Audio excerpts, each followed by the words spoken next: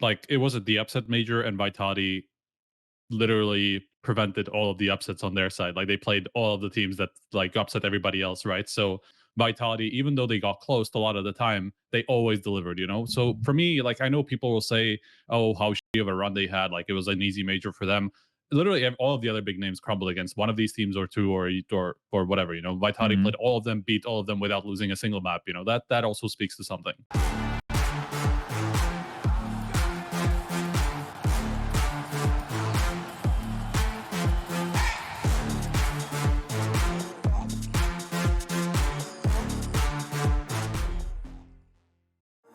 Finally, I found what I was looking for.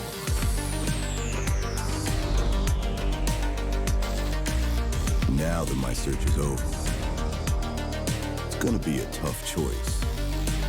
But fortunately, no need to choose. When you can just have them all. Buy and sell skins on BitSkins.com. Best esports odds. VIP program and a variety of bonuses.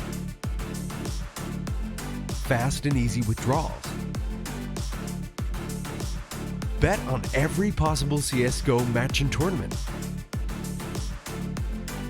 as well as any other esports game. Only on 22Bet.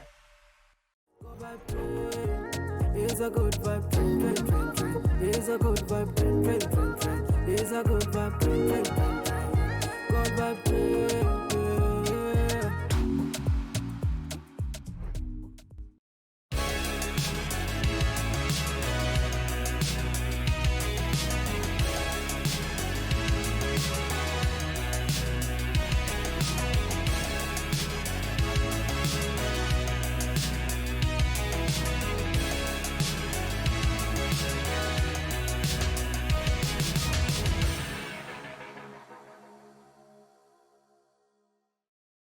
Ladies and gentlemen, boys and girls, Counter-Strike fans across the globe, welcome back to another episode of HLTV Confirmed. Episode number, I'm not sure. We're getting high now in the episodes. You know, I don't know. We're chasing goals, figures, numbers. The higher, the better. It's not like golf. I feel this is like basketball. You want to score as many as possible. The quality doesn't matter. It's just the quantity. I don't know anything about basketball, but I do know something that does matter to do with quality, and that's the quality of our goddamn sponsors. BitSkins, SteelSeries, 22Bet. Remember to gamble responsibly. We got those supporting the show as per the usual. Yeah, so you guys, if you want to check them out, you want some guy in chat said scam headphones. Scam headphones. I'm not wearing it. I got in-ears. Maybe.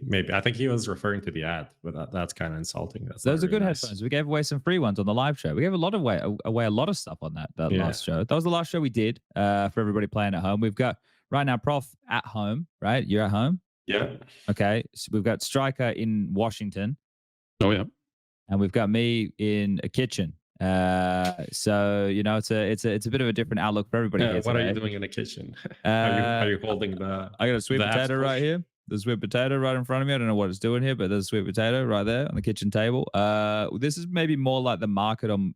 No, it'd be more the kitchen on Mirage. I was gonna say the market. I reckon it's like the kitchen on Mirage. It's got a couple of things. There's But what is the market and what is the kitchen? This is the age-old question, right? Used to be checkers back in the day, right? Didn't it? Yeah. It used to be checkers. And now everyone's talking about chess. Nah, I don't know what's going on in there. But gentlemen, we've finally returned for a little bit of a show. It has been some time. We got Lucas on the buttons. Lucas, would you like to say hello to everybody? Oh. Well, is there anything going to happen? Oh, or it works.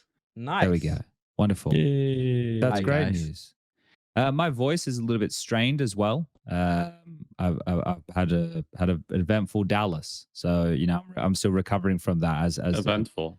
Yeah, it was an eventful Dallas. But yeah, eventful is a good word. A lot's happened though. We have a lot to get through. I definitely, I'm definitely sold on the idea of attending Dallas soon. Like I heard the last 2 times, it was like it was a fun event. Like there's a lot going on. Everyone's kind of in the same place. It's a good hotel lobby. Unlike the the Paris one, which was kind of shitty, not gonna lie. Like everyone's in the same, there's a lot of mingling, a lot of shit going on. So it seems like a good event to attend. Especially with the DreamHack Festival, right? It's Yeah. on there at the same time. So there's a large contingent. It's not just Counter-Strike people, but then obviously there was ESL Impact on. There was a bunch of other games on. So it's good to see so many faces. And it's obviously a big deal for esports in America, right? I noticed there was a lot of like bigwigs, you know, people I haven't seen in years coming around, showing their heads, kissing babies, giving everybody a wave. So that's always good to see that going on. And I think in the post-major scenario, players are a little bit looser. I think that's that general vibe, right? They're still wanting to win. I think it's different for all teams. Like we'll talk a little bit about later, like Astralis and Cloud9 and what was on the line for teams like that when you compare it to some of the other bigger names. But all in all, right, I think it was a fun event. But I don't know, that's probably not where we should start. Where should we start? Should we start with after the live show and work forward and then get into the CS2 news? I think CS2 is like the biggest topic to start with, maybe. I don't know. You want to start there? You don't want to talk about, I don't know, you don't talk about like, I don't know, what happened after the show? I remember I stood outside the front of the place chatting to people until way too early in the morning. Yeah, I remember that. I stuck around for a bit, but not as long as you did. Striker just left instantly. It was Almost. like, Striker, we have a meet and greet after. It's fine. Like 3 seconds in, it's like, oh, I'm going by. Bye. Yeah, Just well, he did leaves. the meeting, he did the greeting, he was out of there. He timed it very well. He rocked in just for the podcast and then got the fuck out. Smile and wave Yeah, and leave. but that was a bit No, I different. mean, I actually stuck around, but like people were like, "Oh, we did a picture." I was probably like in the back, you know, just like for a moment while you guys were doing a picture, and then left, you know. So I'm like, "What the fuck happened?" I know that there was a lot of people that wanted to hang around and chat, and we got, don't you knock that fucking webcam off, Cat. I swear to God. Why are you doing this? Why are you doing this? What's going on? Here we go, Lucas. You ready for this? What are we doing here, Cat? Where are we going? What are we doing, man? Can we please? Fucking hell! I didn't realize. That's just one of the two. Maybe the other one will rock up later as well. We just saw you're squatting in their apartment, so I feel like suppose so. you need to just live with it, you know, accept. Yeah. I also saw a good feature of the house or of the kitchen Yeah. on your left. There's some things going on in here. There's lots of plants around the place. The what? I wasn't talking about that. I was talking about the simple, yeah, like cash play thing. Oh yeah, like this thing over here.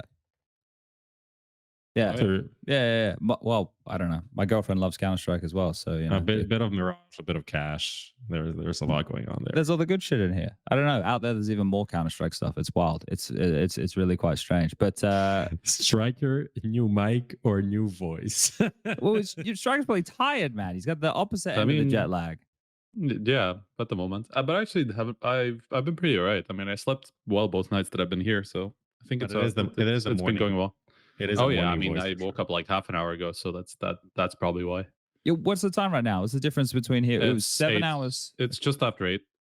Okay, so it's not as bad as it's not terrible. Texas. Yeah, that's fair enough. Yeah, you'll be right. And then in a couple of hours' time from now, we have Blast kicking off. So anyway, let's kick this thing into gear. Let's get into a bit of an area of focus, and I guess we can touch on everything that happened since as we get through this, because there is a lot to touch on here today, right? That's one of the keys, not only the news, but in terms of like CS2, that's where we'll start. I think we saw the update last night. I was fucking out of it. I was like in bed by 10 o'clock, and then I woke up and I saw like Striker messaged me some shit. I saw all the stuff on Twitter. I was like, what the fuck is going on here? And then the first thing I read is about this loadout change, and I'm like, what on earth? Who has gotten into the Valve office and come up with this crazy idea? But then when I actually got to read it and look at it, I'm like, yeah, this is fair enough. And the first thing I thought of was because I think I've been vocal about this in the past, but everyone wants both M4s at the same time. And I think I said, like talking with some devs, they're saying, you know, they kind of want that decision to be before you get into the match, right? Well, now they've given you both M4s, but now you have to make that decision across 3 different categories, and you'll miss out on something. You won't have everything. I mean, to be fair, it feels like the pistols and SMGs, you're probably not going to miss out on anything that important. But the noobs will care, right?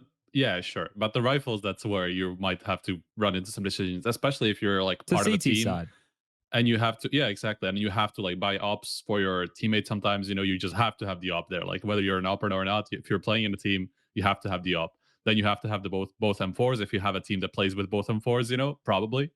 and then you only have 2 spots left for like a scout, plus possibly an auto sniper if you're that kind of a player. No, but imagine not having the Um, FAMAS. Like at the moment, CT FAMAS, save yeah. armor, right? CT save armor, and then bring out the FAMAS. So you kind of have Yeah, for a yeah. second round. So you kind of have to have the FAMAS. I think the real And question then would you be, can't get an AUG, or you can get 2 of AUG scouts, possibly auto sniper. I know people don't really use now, the auto fuck sniper the auto much, but sniper, man. No, I mean, at first I was like, this kind of sucks. And my thinking is it's just that it's going to limit the variant, not the variants, but like the different options. And it's just going to be more everyone buying the same guns even more because you're limited and you can't pull Right. out that like the heroic P90 once in every. There won't be as many fun, weird gimmicks going on like that. That's for sure. But at the same time, I think it makes the people that are going to have those like in their loadout, it's going to make them more specific. Like, if Yabi and Cadian have a P90 and they are literally the only guys that can buy it, then it's kind of a specific thing for them in a way, and you don't really lose that much. Like I just went in and like I selected all of the guns that I ever buy, and it's fine. Like the only thing you can think about is like the AUG. And if you want the AUG, then it becomes a bit tricky. But everything else, you can literally have all of the weapons that are used. Really, But I think like with the AUG, people only use that as a bit of a crutch, right? When it's not working with the M4, they want to try and bolster a certain area.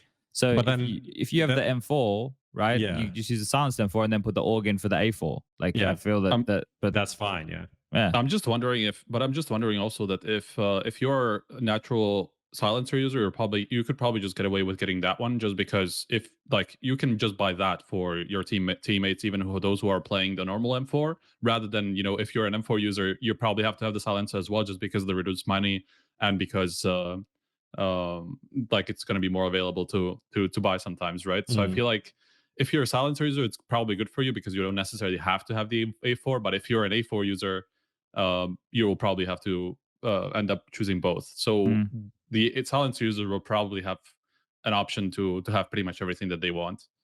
Yeah, I feel like this is so much of like a non-issue. Like this update in itself, there's slight decisions that are going to have to be made, and those decisions are going to impact what's possible in the game, which in turn is a good thing. It means that you have to be cognizant before you get into a matchup. And then the decisions that you've made before you get into the game will directly impact your teammate. Let's say you don't put an AWP on because you're a fucking idiot and you're the only one who has enough money to drop your AWP or an AWP. Well, then that's you as a clown. You haven't put that on. Same thing. There's someone in chat asking about why they should equip the FAMAS, right? Well, if you're just playing like Pug CS or on your own, then you're going to have a different loadout to a team of Counter-Strike players, right? This is why in Team CS, it's very common. I mentioned it just before. I'll mention it again for teams to save Kevlar on a CT pistol. And then if they get a kill or whatever, be able to equip a FAMAS into that next round of play, right? That's a very common move. And it's going to give you a rifle in the second round on the CT side where that's normally not a possibility. So for people to just go, I'll get rid of the fucking FAMAS, that gun sucks, it means you're not really thinking about Team CS. Same as the Scout. How many second rounds do you see where your AWP will get dropped the Scout by a teammate, and then that AWP, so that AWP can get Kevlar behind that Scout purchase, right? We see stuff like that. So people who are like with such linear thinking right now and not thinking outside the box of how this is going to affect decisions, right? They're just bots, all right? So I'm just going to point all you bots out right now. So you're sitting there and you've got your little closed off view. You've just been called a bot, and you are. You're a bot.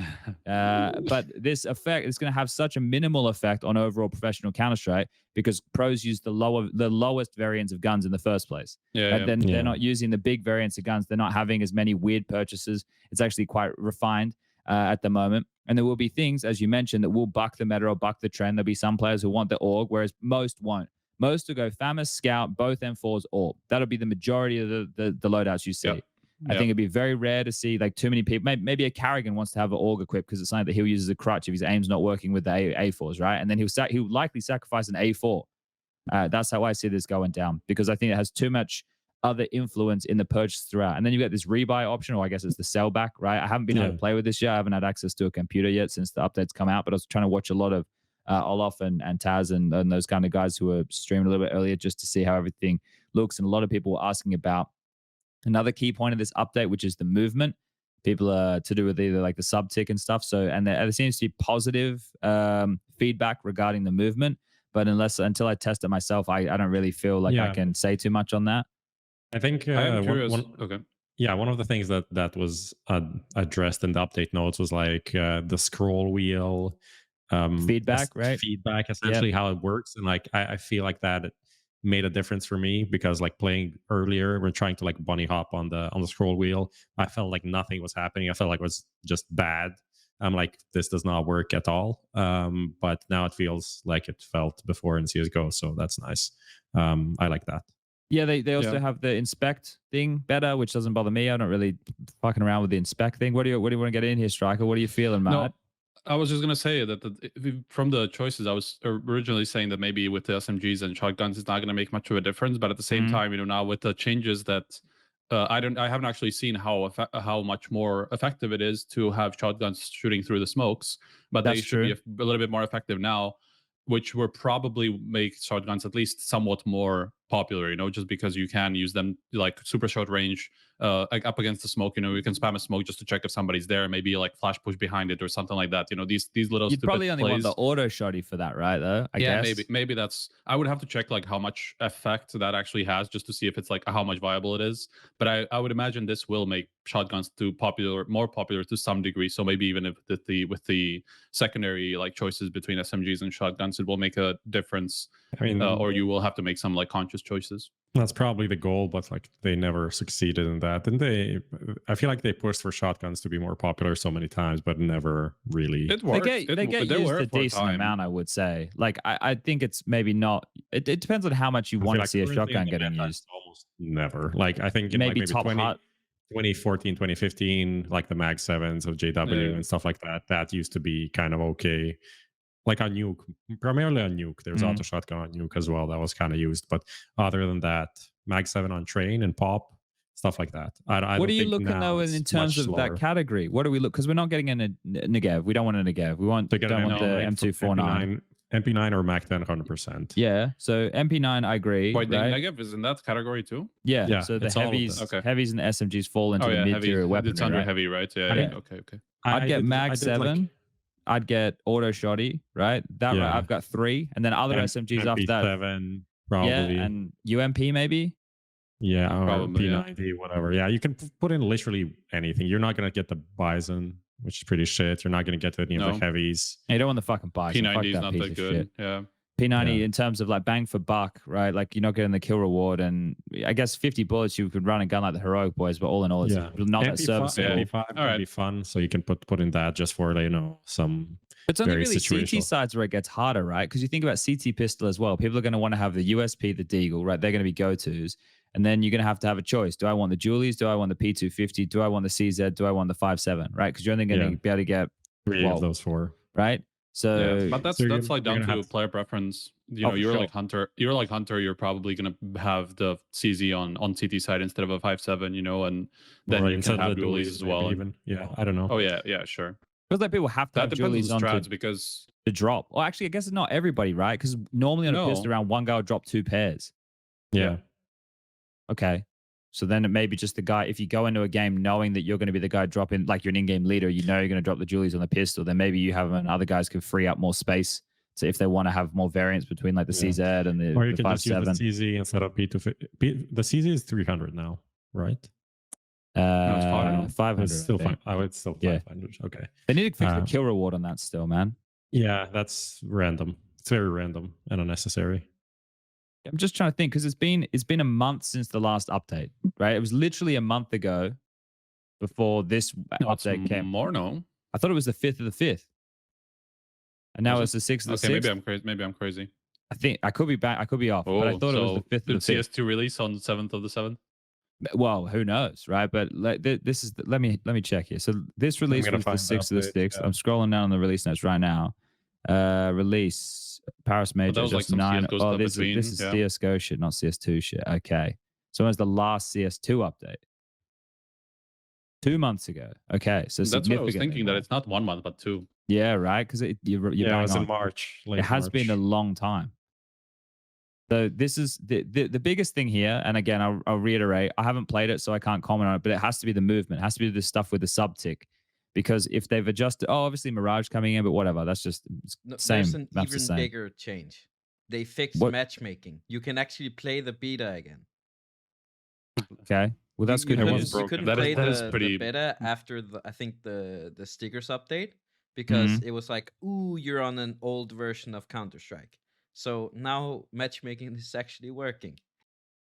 Yeah, but it's awful as always. I played one game last night and I got cancer. You had bots that's and it. teammates. It's fucking it's Yeah, this is the thing when it's not awful. ranked, right? And it's not fucking awful. But this is my understanding of the whole situation, because a lot of people want to get into this, which I get it. But I think there's two problems with all of this. First, I assume you do a closed beta because you want to test as many different rigs as possible, test a whole bunch of graphics cards and processors and all of that to make sure it's as stable on as many people's PCs as possible. You have another moral dilemma in the sense that if you make the open beta available immediately, everybody's just going to go and play that version of the game as opposed to the current version of the game.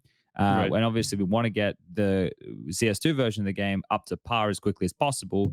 But if you just gave it to everybody, I feel like you're going to just get like a flood. You're going to get a torrent of people, and you maybe will get, I don't want to say worse feedback, but it might be harder to get through all the feedback. You get too much. Yeah. Right. So, and right now, I don't understand why they got rid of Dust 2 and only brought Mirage in. That's an argument, you know, another conversation people can have. But regardless, I think it's a also new to map simplify the matchmaking, right? So it's always one map. People know what they're going into. I guess it's stress testing that map as well. Yeah. You can look for more bugs quicker, like that wall bang that's already been found from like Delpan into connector type things. So, I mean, you have to realize that they are not doing this for like people's enjoyment. You know, they are doing this to prepare for the release of the actual game. You know, so obviously they will always push for whatever they want to be stress tested or whatever. And Dust 2, we've already seen whatever it is, like a month and a half of play on before the servers got fucked, right? So yeah, now they're trying another map and seeing if like the port worked out best and whatever it is, you know. So they already have data on Dust 2, and now they can move on to somewhere else. And all the other stuff that they want to test it out as well, like all the smokes and all that stuff, and like any other bugs that might have to do with actual CS2, you know, they can still get feedback on with a different map. So I think this makes perfect sense from their point of view. You know, it's not for our enjoyment. It's so that they can have a ready version game of the game. Exactly. Yeah. I gotta say that I'm not disappointed, but I'm a bit surprised that the Mirage is literally the same. Like I don't think there is a single box. I can tell you that I can tell you the guys, the Ancient's going to be the same. The water's the only thing that's going to be different. Nuke's going to be the same. The lighting's the only thing that's going to be different. Like which is actually good, because we're going to see how much the game changes just with like different smokes. Like that's going to change so much. So well, the meta is 100% going to change. There's no doubt about that. Someone in chat asked if Overpass is the only one that's going to be different. I'm pretty sure Overpass and Inferno are going to be different. I haven't seen Vertigo.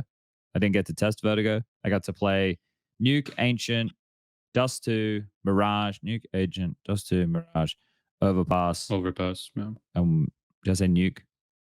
Or was that Nuke? I got to play Nuke as well. Anyway, yeah. But I think I'm pretty sure Inferno is going to change, and Overpass, as people have seen, is definitely going to be different. And I imagine things will change over time as well. What are they doing different to Inferno? I don't know. I haven't played it. I can't tell you. I'll tell you that it wasn't ready. So I assume it'll be ready at some time. So which maps did you play? Ancient, Dust 2, Mirage, Nuke, Overpass, not Vertigo, not Anubis, not Inferno. Okay. Is that I think that's the thing. I don't think I'm missing anything here. I think that's everything. Yeah. So what did you like the most? I like the water in Ancient the most. The ground looked cool. Nah, I don't know. I think the Overpass was fun because it was nice and fresh, but they added some new stuff. But I don't know if it'll stick. They might remove those props and whatever that were added. But the new way it looked being much more vibrant, I really liked it. I think people are missing the trick when they go, oh, it's colorful like Valorant. It's like, you guys are fucking Muppets. The visibility, players already, the majority of Counter-Strike players at the high end play with digital vibrance. High vibrant, yeah. So Valve are essentially going, well, we'll remove the fact that you need to use vibrance by making the game more colorful, which is entirely the point of making the higher contrast, so it's easier to see the player models, thus making it easier for you to fucking shoot people. The funniest thing is, like, I stopped playing with like high digital vibrance, and now on CS2 everything seems like too much. So now I'm gonna have to go in NVIDIA and like lower it a bit to make it a bit more bland, be a bit darker. Yeah. God damn it! All right. Yeah, but I mean, you can do that. You can do that, right? No. Yeah, you can. I mean, pretty much, that's gonna make the same effect. So, like, what are the people complaining about? Like, they can still have some say in it. Just adjust it the other way, exactly, right? And I always wanted Counter-Strike to be more vibrant, so I always had to turn the count up. But there we go. Dimitri, note that one down. What are we are just after we came back from the PC crash. We'll have to get that one out of the chat. What else we got here? Anything else? The subtick stuff, Lucas? You know anything about this? I mean, did some players talk about it? I don't know. I haven't gotten into the game, so it's hard Olaf for me said to it feels say to have better. any sort of. Okay. They said the top player of triple stack can now shoot. That's good. Releasing movement keys now correctly convey their sub-tick timing. Oh, the That's good. multi binds are available again, which is Yes. I guess pretty good. I know people were complaining about that, and then jump throw didn't really matter in the first place. I mean, jump throws are consistent now, so who cares about that as long as you're I mean, they're saying like we want to keep it skillful. It's not really skillful. I mean, you have to fuck up kind of hard to throw it But wrong. that's the point, though. You can still fuck it up. Yeah, you can fuck it up, sure. Yeah. So there's But you could still fuck it up even variants. before, I think, but because like you could, whatever, it doesn't matter. Can't jump off ladders with the M wheel as you jump. That's probably something that just needs to be pointed out to America Natu. That's, send them an email. Say, yo, Volvo, fix this. Send them that email. They'll probably be able to fix it. They fixed the scope thing we're having issues with. All right. Well, anything else about CS2? I don't want to spend too long on this. We've got so many other big things to cover off. No, let's move on. All right. Well, let's jump in. We're going to talk post-major now because the last show was pre-major final. This is the first show we've done in, 2.5 weeks? Almost 3 weeks now. So we had this little VoxPop poll go out there on the social medias yesterday, I do believe. Lucas, are you ready to bring that bad boy up? Maybe you already have. I don't know. I don't have the preview anymore. No, it's all right. It's all good, Lucas. I know things are there. The preview's back. It's all good. This is a bit more of like a everyone just woke up episode. We're going to, over the break, I think we try and get in the previous major winners that we missed. We got to get fucking Dust done on the show with one of the boys. See if one of them wants to join. He can do some translating for him. We got to see if we can get some of the Vitality guys on the show. We have to do a big episode where we talk about formats. Maybe we get Nero on the show where we can talk about stuff. Because I know that most of us at the moment prescribing to the school of thought where 32 teams is a good idea and nobody skipping stages. So I think it's just about refining in our own way how we think it would be good. I think most of us are starting to see that as the best option going forward. And you see what that limits though, Prof, and we'll have this chat in the future, is that limits the amount of TOs that can run an event if 32 teams have to be there at once. Yeah. We need two of them to collaborate. We need like a Blast, TV, PGL, Star Ladder.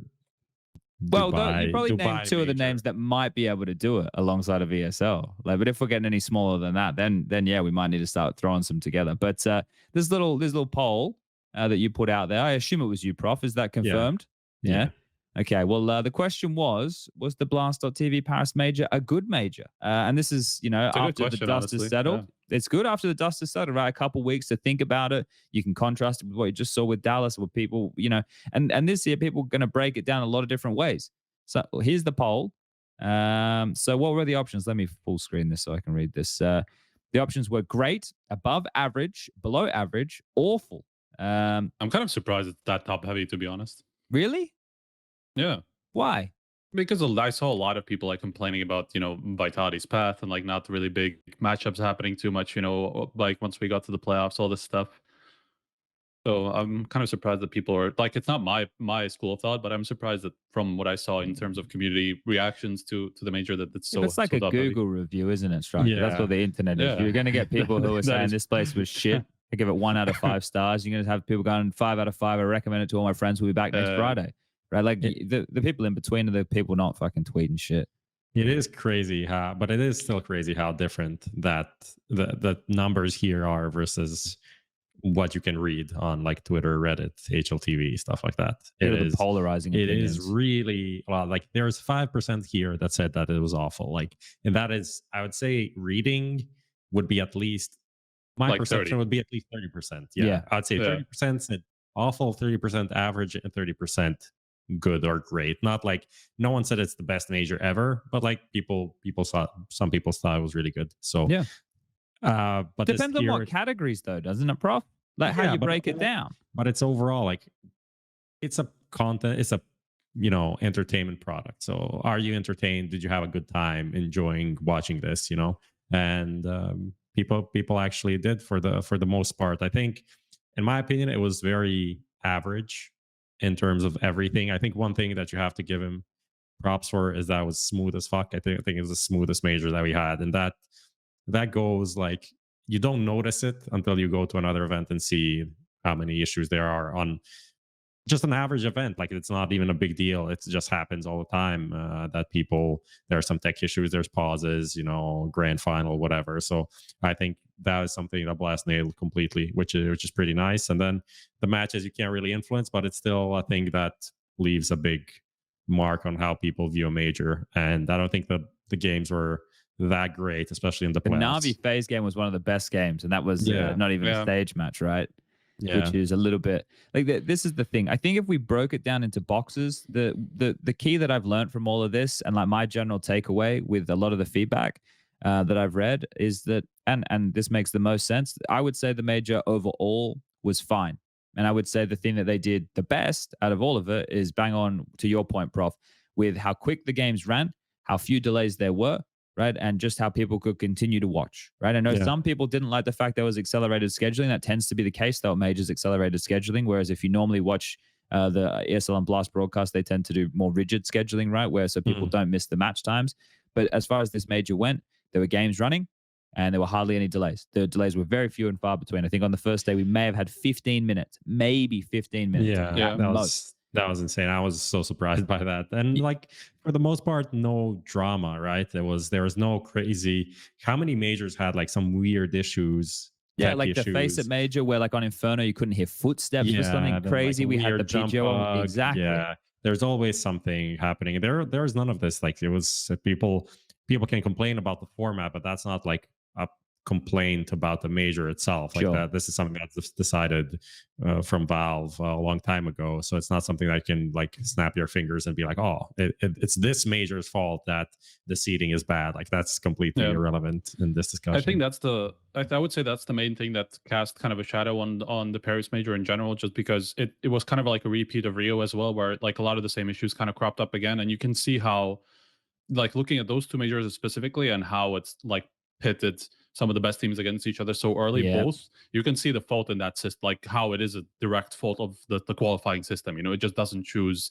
the right teams as legends, for example. Like it doesn't put the teams in the right seating at all, because it is like, it's obviously just one tournament decides everything, and it's not even that difficult, to go through as legends, because you play two best of ones, one best of three, that's it, and you suddenly skip an entire stage of a major. So I think the past two majors were big. Like that's what cast a shadow on both of them a lot, just because of the qualifying system. Yeah, the two biggest things that have to change, I think, for me with the format, like I said, hopefully we can do an episode in the near future and we can talk about this a bit more in depth, is the seeding. Right, that's a key component. How we get there, I can think of a multitude of different ways of what could be realistic and what could be good. And in terms of nobody skipping stages, because I've agreed with this sentiment from Nero's article for a very, very long time. We don't need the asterisks of these guys started in this stage and these guys started in this stage. We just don't need it. Like in the competition, we don't need it. Especially now that like everybody kind of, the consensus kind of is that, okay, this is all the major, it's not like this is like a qualifying part, and this is the major. Like everybody in this, most people in the community would agree that, especially now, with how the legends teams are even decided, like you have FaZe and all these teams like starting in the challenger stage just because of, the qualifying system maybe isn't the best. So especially with that in mind, I think it makes sense for that to just go away completely. It's super weird. Like obviously in some other sports, if you look at tennis, I'm not an expert on other sports, but I know like in tennis, there's, fucking Federer starts in like a round of 16 or something. And there are people that start in round on 128 in like the open qualifiers for Roland Garros or something. But that is the difference. Like FaZe here is starting in the open qualifiers and going all the way through. And it just doesn't make a lot of sense. It's just weird. I think from the bad sides, there was definitely a lack of content, lack of like all of the talk about the last CSGO major. We didn't really have the grand that wasn't something that Blast chose, right? So this is like I'll be kind like from a negative side, that's something that they didn't do, right? I agree with you. The fact they didn't do any content at all, if we're going to be completely honest. They did one little like nostalgia trip video at the start of the playoffs. Otherwise they just replayed content from their platform that the entire premise of the major was to advertise it. Notice how they referenced it the entire time as Blast.tv major, not like Blast Paris major, right? Like the whole thing was an advertising campaign for their platform, which I think they probably had great success with. They just the entire first week of the major was counter-strickle content. There was no content. Like, it was just that, which is videos they were running in their previous Blast events before that. Yeah. And the second week was the That laundry got show annoying content. very quickly. Right? They didn't play any content. And I want to put out another thing as far as Blast content is concerned. 90% of Blast content is all sponsored content, right? It's how can we grab a sponsor that we have and channel it into something that maybe the viewer will enjoy. It's not like necessarily the best storytelling content. It's not necessarily the most entertaining content, but it's content that drives for their sponsor and they upsell on, or maybe they don't even upsell on it. Maybe they sell on it first. Which is also okay. No, it's smart. Yeah. But but that is their content, right? It doesn't come in any other type. It doesn't come in any other box. It's all sponsored stuff, right? Which is still content, but at the major there wasn't any content. Like, the stuff they were using was all just rehashed. It wasn't new. It was all rehashed. They were filming content with the Blast talent at the major for Washington. That is a fact. Yeah. That's a factoid. That's a fucking, because none of me and the ESL mob, none of us got used to do any content. They did some stuff at the RMR for Washington. I might be wrong on this, but we'll see during this week. If I think I saw something with, like, I don't know, like Nico and Device or something, some like cooking thing. Who makes the best pizza or some shit? I don't know. Is that what you're talking about? I don't know. I saw something from, like, behind the scenes on, like, Instagram or some shit, and I did not see that content yet. So I can only presume that it is going to be used now, which I think is weird, to say the least. It's a weird decision. So it's a lot of these, like, small things. Obviously, the trophy was the worst trophy ever in Counter-Strike, like, by a big margin, like, in terms of what the event not means. bothered by the trophy, but I guess that's just me. You're not bothered? I am. Look at all the pictures. All the pictures that are ruined. Like, all the winning. Like, Zywin putting it in the cabinet was the funniest thing. Yes. The worst thing is when I showed up at the venue, it wasn't there on the first day of the playoffs, and I walked in on the second day, and I knew it was how it looked already.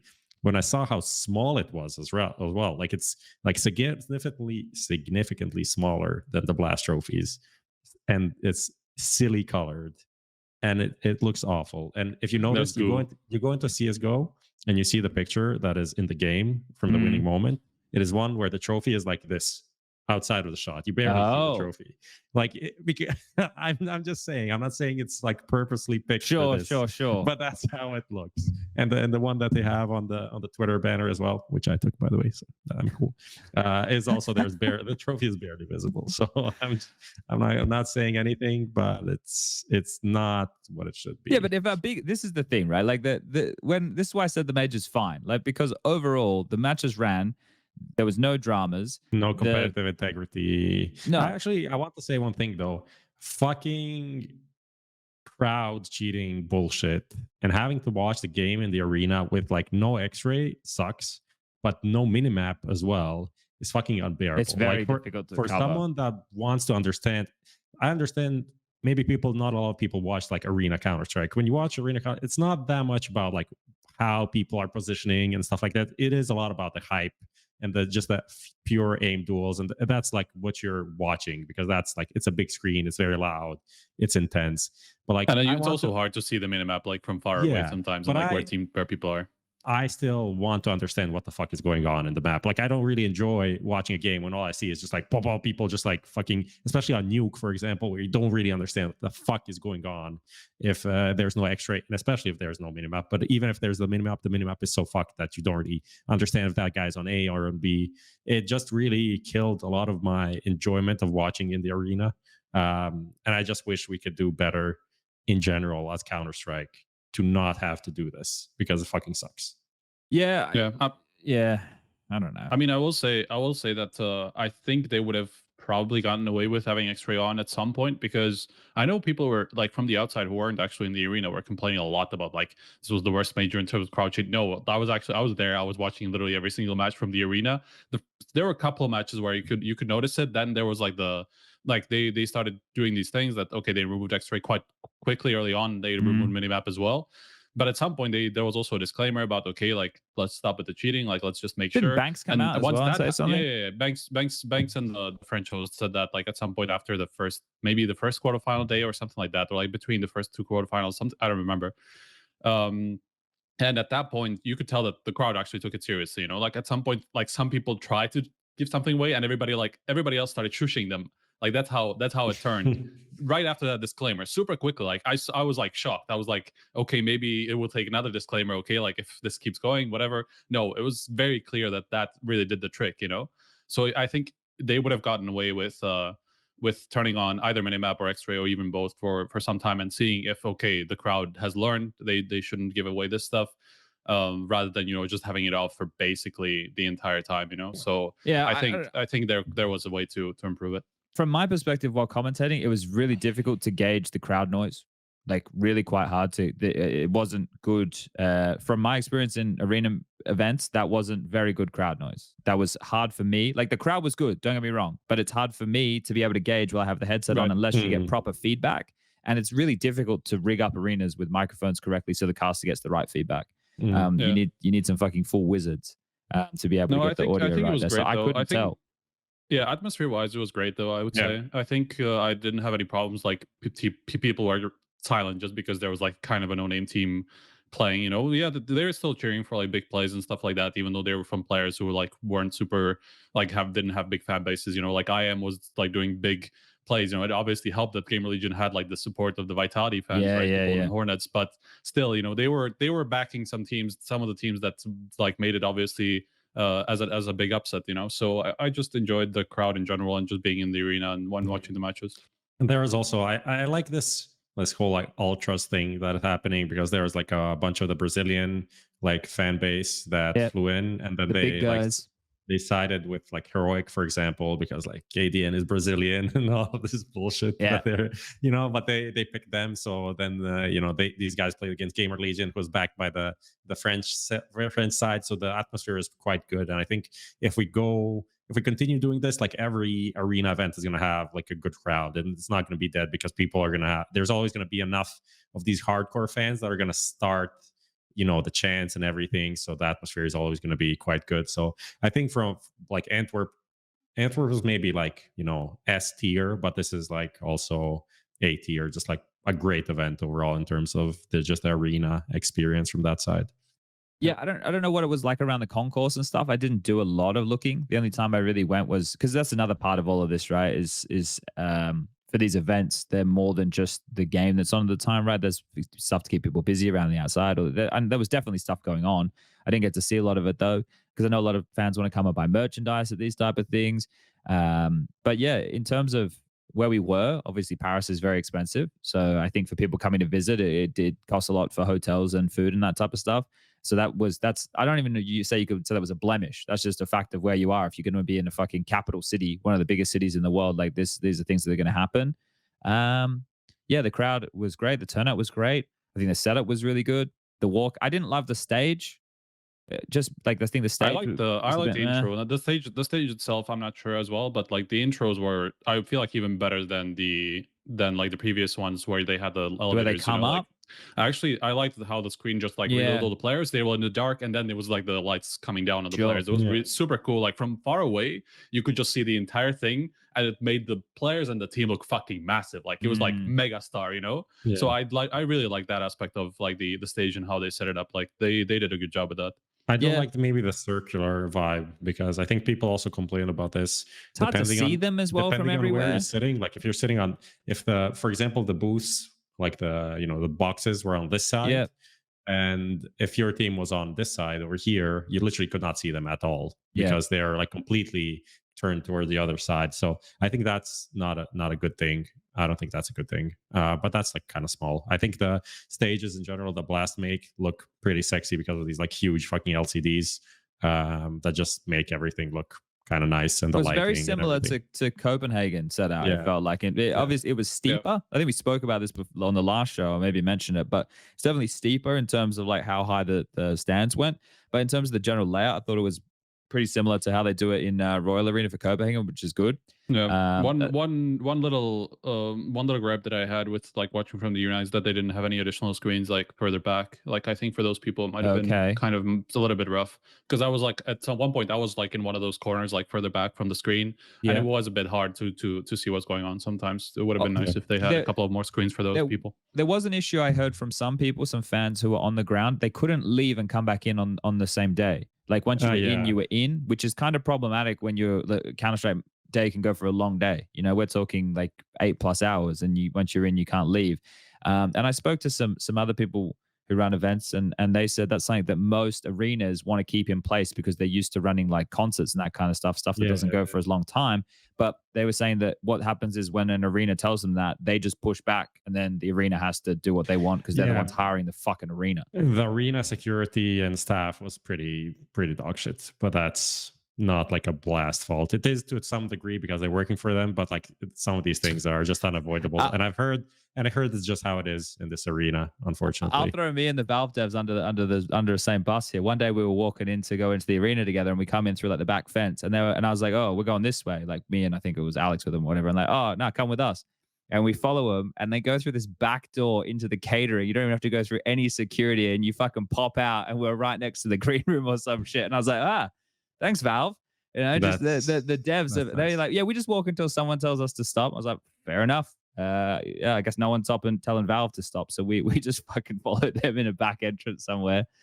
I just trying to think. And overall, yeah, it was. I think the major was fine. I'm not going to get into the weeds while critiquing the overall event about who Vitality had to face, or the fact that Apeks and Gamer Legion and Monty and everybody were in the playoffs. Like those are all standalone issues that I don't think detract from the job that Blast did. They can only run the format they run, and as we all know, you can only beat the teams in ahead of you, right? Now, we can get into the conversation about all of those things, right? But I think they're independent of it being like Blast's responsibility. That's not Blast's responsibility, right? They can't do anything about like the results, right? Like and how the bracket turns out and stuff like that. This is all predetermined. So if they did, that would be a really fucked up thing. We just rigged the whole thing. Like, I know Apeks won this game, but Liquid is in the semifinals. We all know everyone came here just as these I were in Apeks, so we put them in the grand final immediately. It's King of the Hill. You know, we just changed the whole fucking format. I mean, it does show. I think this second most watched game was the Navi phase game in the group stage, which just shows how fucked the playoff games were. Overall, I'm kind of surprised that the FaZe Heroic one didn't pull that, because that was a big game, right? Well, wasn't it early on, like a Thursday or something? Quarterfinal. It was like first quarterfinal. Yeah, it was first quarterfinal, which was also surprising to me, that choice, by the way, because it was the biggest one. But I guess it made sense because like Vitality were the second one after that, right? But they made a lot of scheduling like weird interesting decisions. Like having North America on in the morning, not at nighttime, having the Aussies on as the last game instead of like one of the earlier games. I mean, so even they could see them play. It was the first game of the day, of the last day. Like I remember that didn't make any fucking sense. I remember that before we knew the schedule, I knew I was working like the first game of the last day, and I'm like, fuck it, I'm gonna get some like dog shit games, some like NIP, not even NIP. I don't know, there was even a worse game available for the last day. And I'm like, this kind of gonna suck, but whatever. And then it's like, it's Navi phase. I'm like, what the fuck? Like, why was this the first game? That doesn't make any sense to me. But well, worked out for me. And the thing is as well, like some of the stuff they could have changed and done differently. Like I remember I was talking to one of the players, and he was like, yeah, we got to play the first game tomorrow. We just played the last game today. And I was like, what the and like fuck? BNE phase was on the second stream, and the main stream was like ENCE and IP or something. There was some weird like choices with that, and especially because both streams like had casters on site, but it wasn't like double desks. What's in a recent example? Yeah, like Rio, for example. or even Katowice, which was double desks, right? So that made it like a little bit weirder, because the majority of the resources are going into the mainstream. So you'd think you'd put the better or the bigger fixture games there, but that's another thing that I suppose is a bit of a mystery here. All right. Did we want to look at some of the VoxPop like slides from people and see what they were saying? If Lucas has them, we can go through like the three that we. All right. What do we got here? Let's have a look. Jesus, I can't read this. So I'll just say, and I'll just TLDR. It says like Blast Finals set up a high standard, so it only felt like a usual event, nothing special, no special opening performance, majestic music, lesser storyline, blah blah. I think we need more gimmicks and performances so it will feel special. But people hate it when there's music acts and stuff. Of course, music acts. Well, you know, it needed something more about like to the grandeur of the last CSGO major. I think they had like, a cool thing with the flags in the concourse with all the major winners, but it's such a small thing. Like it felt like it could have been so much more, essentially. But this is another thing, though, to not to Blast credit, but to Blast's current situation. And we spoke about this in the lead up, we were giving months worth of notice on this show that people like that the RMRs are going to be the hardest. It's not saying the Blast are used to doing. Once you get to a bigger event, it's going to be more difficult then with all the numbers. And we're talking about the fact that they now have the Rainbow Six stuff. So, and they're not a company that's scaling quite quickly. So they're also going to be spread thin. I can tell you this much. For somebody who's worked Blast events, I worked Blast back in 2021, right? I did the Blast Copenhagen event in 2021. The amount of different faces that I've literally never seen before at the event for the major was majority of the people. Was like, I would say 75% of the people I literally never seen before. So the company was scaling or has scale, or no, it's not scaling. It's the opposite. Like, but it's had to bring in staff that are from the UK office apparently, because every motherfucker had a British accent that I was talking to. And these people who not even normally working on CS. And when I would talk to other people who would work on Blast events more regularly, they had the same kind of vibe. Like a lot of the normal people who doing these jobs are gone. But back to the point I was trying to make here is with this lead in with the Rainbow Six stuff and Blast, I guess from the top wanting to make more money, Counter-Strike's going to become less of a focus, right? Like that's how this goes. That's how these things happen. And then you will see like degradation in certain elements of the products. That's what happened back to ESL in 2016. Remember when they were the most hated thing under the sun? Is because the way they scaled, they moved slightly away from CS. They focused more on white label stuff or other projects, and then came back to bite them in the ass with CS, and the community demanded better. And then since then, ESL have had to fix a lot of stuff. So some of the things that people are upset about are due to that fact, and that's just growth of a business. And that's what's going to happen. Like we're in a brand new industry where nothing is set. We've been doing this now for what, 20 years? 20 years is nothing. It's fucking nothing. Yeah. So I think we're going to go through these growing pains. Just to add, there is that one bit of content that they played on the opening of the arena days or the first day, I don't know, when they had these like photos and videos of like people now and then when they were kids. Emotional. Zawu with his grandma. That was a fucking amazing piece of content, like really hype. But if they had like a few more like that, I feel like it would be perfectly fine. I think it's also like something that people should kind of get used to in terms of majors. Like majors it is mostly about, it's just going to be about the games. The matches. It's going to be about the games. Yep. There's not enough time to plan this because it's not a product that's like a year-long product. You don't have time to build and do all of these things, but a few really good things. That's all that's needed in my opinion. Yeah, now the basics, and that's about it. All right, we got any more? Yeah, I mean, the previous majors, we didn't have that many like things. We just had a few player profiles maybe for every major, and that was like people weren't really complaining about not enough content pieces because there were so many other problems with the majors that they were like, this is not what we want to focus on, So I think like that would have been okay. But this one is from chat.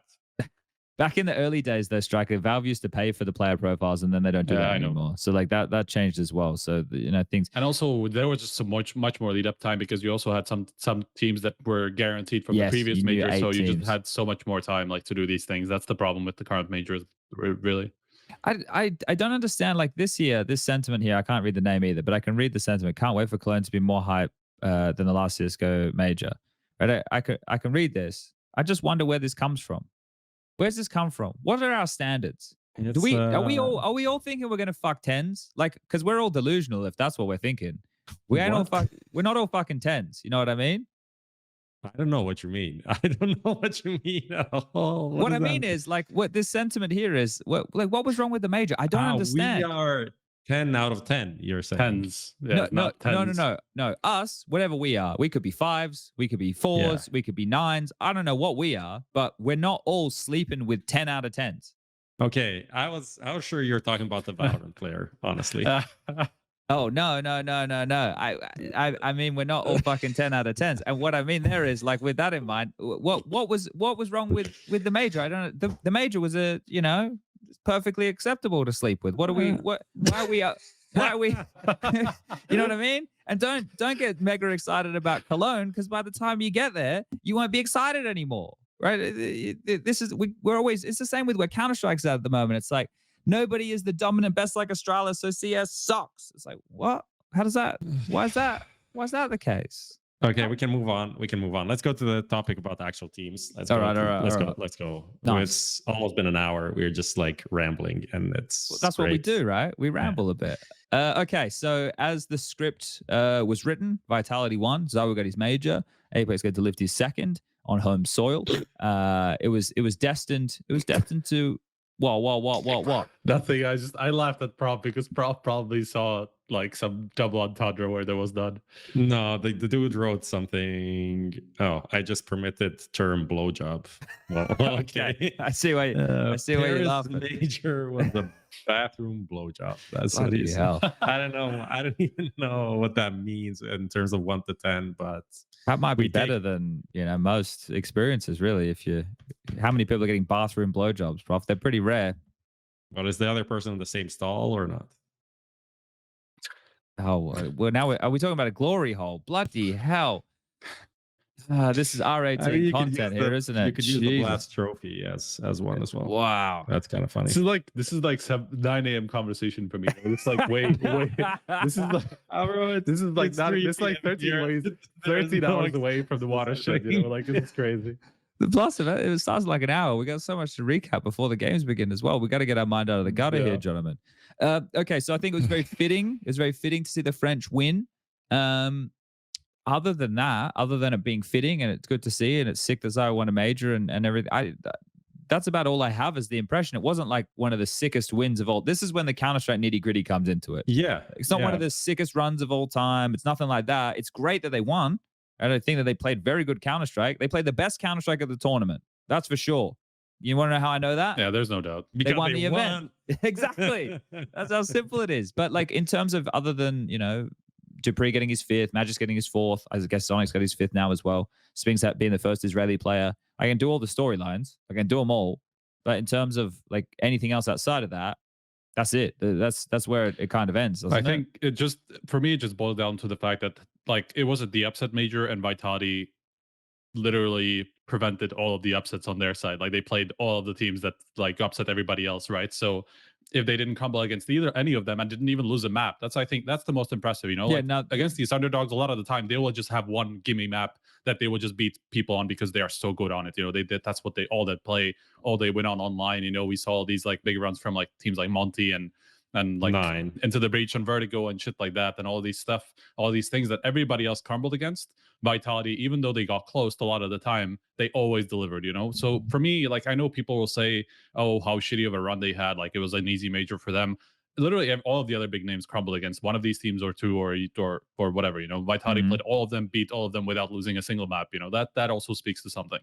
Yeah, well, when everybody else was showing inconsistency or having foot faults or losing to teams that they shouldn't, they weren't losing at all, right? And that was really that right there was great. It was Na'Vi. They won the major without losing a map, right? Yeah. So it's now the second one after that. It's now them, and that's post pandemic. So it's a very dominant major run.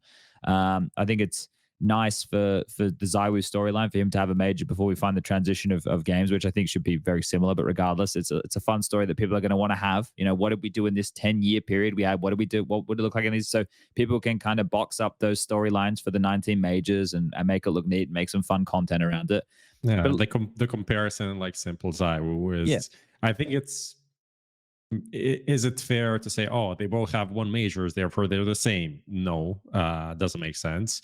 But also before that, it would be like, oh, ZywOo has 0 majors, therefore he's not even close to simple, which is also not true. Like, I think we're the record now, and with like ZywOo potentially getting the number 1 this year, is more the numbers match up closer to what the actual like comparison is. It adds more fuel to the debate. Yeah, but of course, like ZywOo started later, but that's why also he's probably going to have more to give.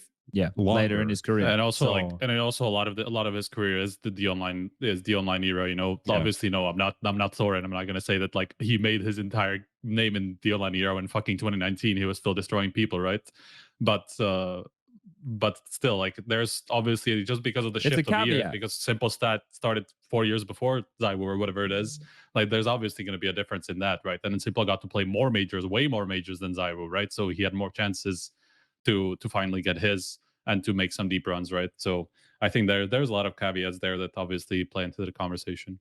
Yeah, it's overall, I'm not sure where else we pivot in this part of the conversation, right? I think that the fact that this team decided about 6 months out that the major was their focus and they wanted to be in best form for it, I think that's great. I think that's really cool to see teams setting goals like that and then being able to achieve them, especially when it's the hometown team with the 2 Frenchies. So that was good. In terms of the type of CS that was played at the event, obviously, I think there was high variance when we're talking overall for the event, just based on a lot of these more underdog teams. And we're going to have a talk about them in a second and their approaches to the game. But the game was played with a bit more gusto, I thought. There was a bit more risk being taken in the flow of a lot of these teams and the calling. It wasn't just default Counter-Strike. I'm really quite happy after seeing Cloud9 play in Dallas that we didn't have them or VP or any of those names at the major, because like just going back to that it's boring CS. I know it's percentage based. I know it's high tier CS. I understand all those things. Like no one needs to fucking make sure they dangle. It's boring. It just is. It's just boring. I can't be dissuaded off of that. It is for the viewer. Where do you put Apeks in that? Where are they on the scale of like? They're an entertaining team. They're aggressive. Yeah. They go really fast. They'll get in your face. They'll take some risks, but they can also default and play out rounds, right? I think teams who you need to be able to do it all. I think that's something that he's starting to get a sentiment when I was talking to Twist on Talking Counter just about, he was saying that he needs to, they're trying to have, well, I'm paraphrasing, but what I took from it was having more variance in the play. And being able to like just react and do things quicker as a team, and being able like to not just having the default flow to the game, having ways of disrupting that on both sides of the server. I was talking, it'd be great. We should get Kuban back on another episode and really poke his brain about some stuff. Because I was talking to him in the hallway at the major, and I swear we stood there for like 30, 45 minutes just talking in the hallway, and it was like, fuck, well, this should be a podcast. Wasn't the last time we had him on when he had Mad Lions? Yes. That was when he like took over Mad. Oh yeah, I was actually like, we did the exclusive, right? So that's kind of funny how that turned out. Yeah, and he brought JL into Apeks and Mihu for a bit, and this time he didn't stick around. So for the first time and ever that the two of them are not in the same team. But I think well, we can jump into talking about those teams now, right? I'll talk about Apeks. I have the flag. Okay, that's a long story. I don't have the time for the whole story, but it's a flag, and it's signed, and that's pretty cool. But when Apeks qualified for the playoffs that last day, I was chilling in the hotel lobby in that one like cool area that you showed us one time. And it was like me and Maui and some of the, I think it was Thomas there. We were like talking a bit about like they also just qualified, and then the whole Apeks team came in because they were playing that long game against an IP, a crazy comeback and shit.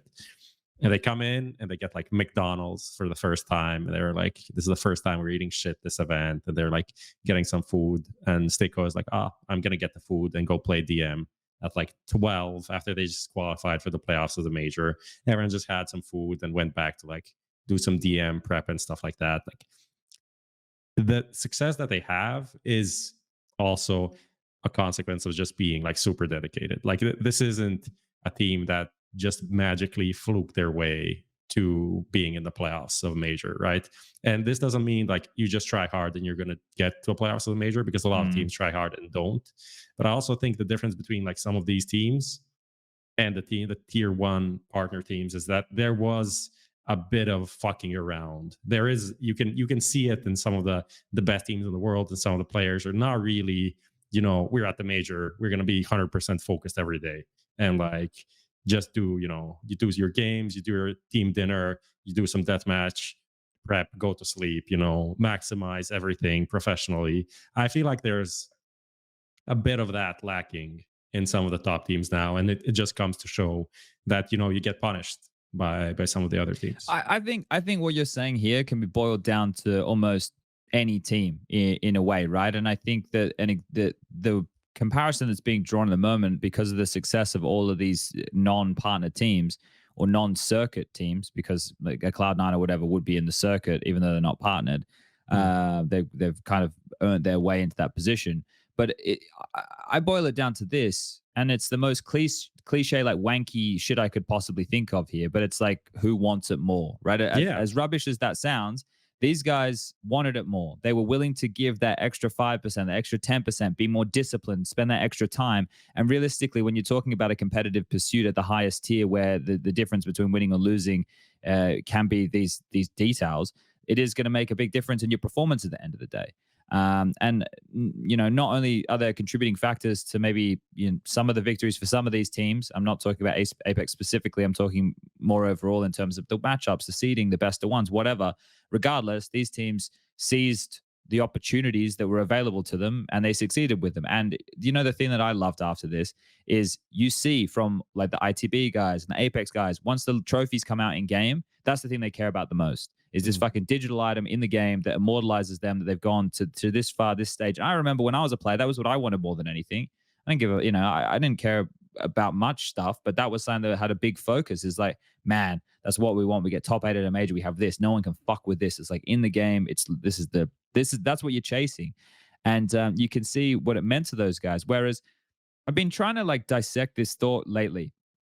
You get security of a salary at the top end by proving yourself as consistently a good Counter-Strike player. If you're in a FaZe or a G2, a Vitality, a Heroic, a Na'Vi, whatever, one of these big teams, right? You've proven that you can compete on LAN at a decent level, right? We're not saying you have to be winning all the time, and then nor are their orgs, and you get paid good money, right? But what comes with that, what comes with getting paid all that extra cash, and it should, is the pressure of performing, right? And that's why we don't put as much pressure on some of these smaller teams who don't get bigger salaries and don't have as much support, because you don't expect them. They don't have the resources to be able to go as far and do as much. But when they do, you break Counter-Strike back down to what it is at the end of the day, which is, I know it's not just shooting people in the head, but it's a video game where you want to be playing it at the highest possible fashion with your team. That's what this is, being the most cohesive unit. And they're showing that you can strip down some of these barriers to entry, high salary, not having, you know, a mental coach to deal with you fucking when you go all mental, right? That's what they do. They make sure that dude, the amount of stories, I've been so social over the major and the Dallas, and the amount of stories I've heard over these two events about players still being the same as they were in my day, or like fucking 6-7 years ago, back when I cannot believe some of the stuff I'm still hearing. It fucking blows my mind. In what way? Just like the infighting, or like the moodiness, or all the stuff that, you know, like they're not communicating clearly with each other, being little bitches, like just like people not calling in officials, like stuff like that. Like I cannot believe it. Like some of the shit you hear, it's like, how is this still happening? And then I remember the age of most of these players stays the same. I'm getting older. Most of these players, you know, we're getting a new batch through. They're all staying in the same little age bracket, and they're also just but humans. there's also this massive professional setup around them that should prevent these things, right? That Maybe they sure need to that get they hit are harder or professional something, players, man. right? I don't know. That's the problem. Yeah, I think some teams especially like won't have such a strict setup, you know. So yeah, I think it's much more rife than people realize. Very few teams have this like structure like a Heroic or something, where I've seen them after matches and the way that they're willing to talk to each other, like honestly, but like with respect, about the mistakes that are made, or, you know, like there's not many teams that have that. yeah, I've got a lot of respect for Cadian, especially because of that, because of how like it's so clear that he is the captain of the team. You know, he from the way he speaks about his teammates, like always, like I will have them strict. I will keep them strict, and I will keep them on the leash. But there's also this friendship and this like camaraderie, you know, at the same time. Like there's a very, very clear setup and how it works mentally in that team, and like everybody knows that they look to KDN, you know, for answers and things like that, and that's a part of the whole thing. What do we think though of this situation we find ourselves in? Because this is a big talking point at the moment. Like, how do we brand these teams? Like, and what do we even think about this? Because a lot of people will say that the format was the biggest contributing factor as to why some of these teams, your Apexes, your Monties, your Gamer Legions, perform the way they did. What credence do we give to that type of conversation? Where do you guys stand on this? I'm so fucking scared that we will actually never see these teams play again, and that's completely reasonable.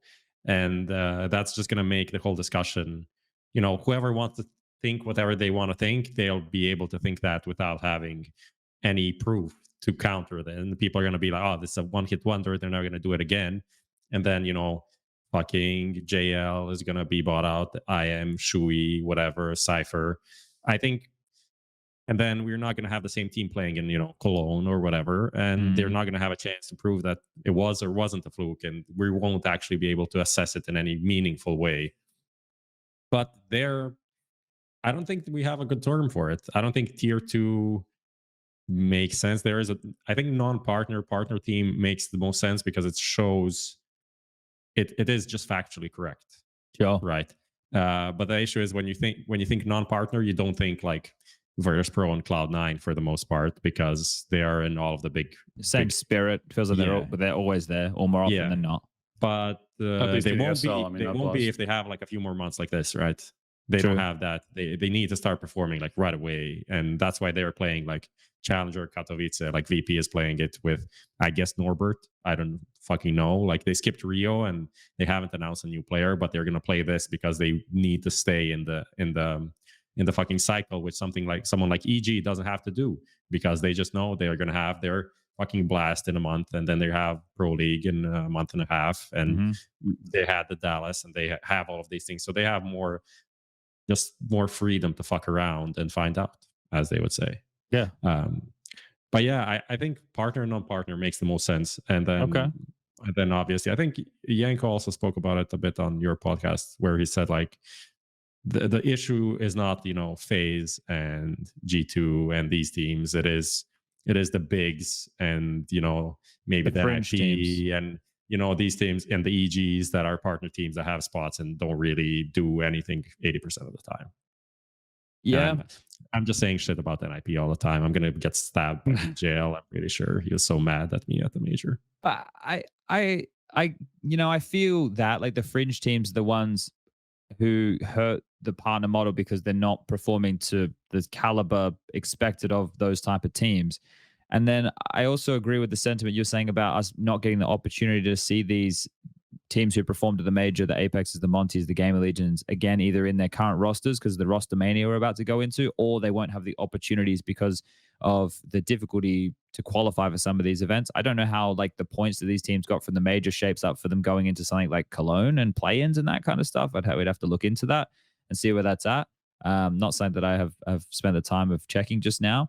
But that's the thing. If they don't have more opportunities to play, then yeah, I don't know how we're meant to gauge things accurately here. And that's my biggest gripe with all of this is, and I know we kind of qualifiers for everything because it would literally just fucking take forever.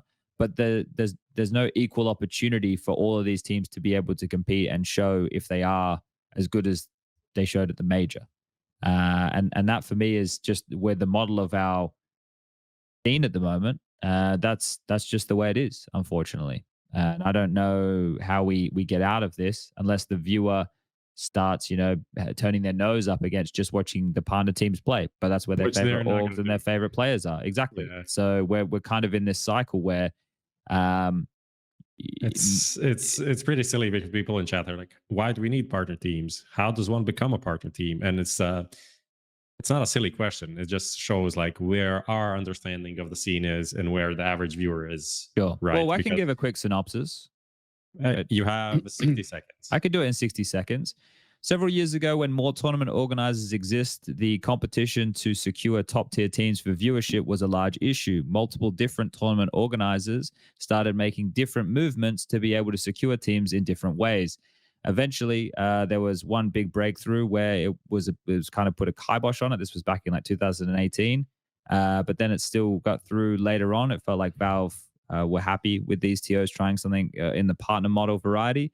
Some of the teams were brought on along and get revenue share and didn't have to pay anything. Some of the newer teams that become partner teams had to pay to become partner teams and get this revenue share. 1 to 3 million for slot, I think, in CS are the numbers. And if you're a Blast partner team, you have to play in all of the Blast groups and maybe the subsequent showdown, the 4 finals, world final. If you're an ESL partnership team, you get to play in Pro League, and then everything else is a little bit more up for debate. I don't know the exact particulars there. To get some, I mean, basically at the start of the season, they have like a choice. They can choose a bunch of events if they fall into the top 20 of the ranking at the time or whatever it is. They just have a choice to say, okay, we will attend this event based on our partnership, and they have like a certain amount of slots that they can guarantee themselves, and then a certain certain amount that they can say no to in a season. And then the next season, the same thing happens. You know, I'm guessing this is going to happen like next month or like during this month that they will say, okay, this is the events we will accept as like a partnership invite slot. Yeah, and the big plus for teams is like the revenue share that they have with ESL. I'm not sure about Blast.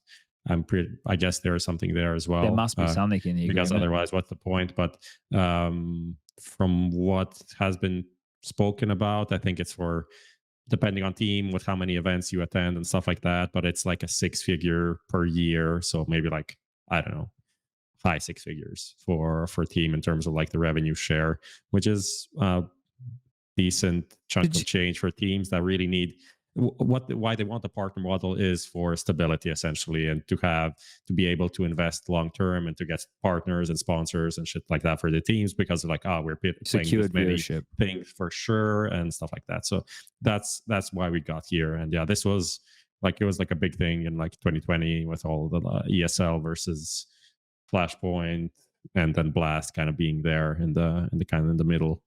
But it's a long time ago now, it feels. And that's what a lot of the big debates are about now. You know, like how should teams, like, whereas for the Blast event, the finals, only 2 non-partner teams have an opportunity to qualify, and those spots may even be taken up by partner teams who get another opportunity to qualify, right? So like a lot of the big conversations people are having about like Snappy fucking live at the major in an interview brought it up, right? Like he mentioned he did it like 3 times in 10 minutes, right? Yeah, he did it in the on the live in the broadcast.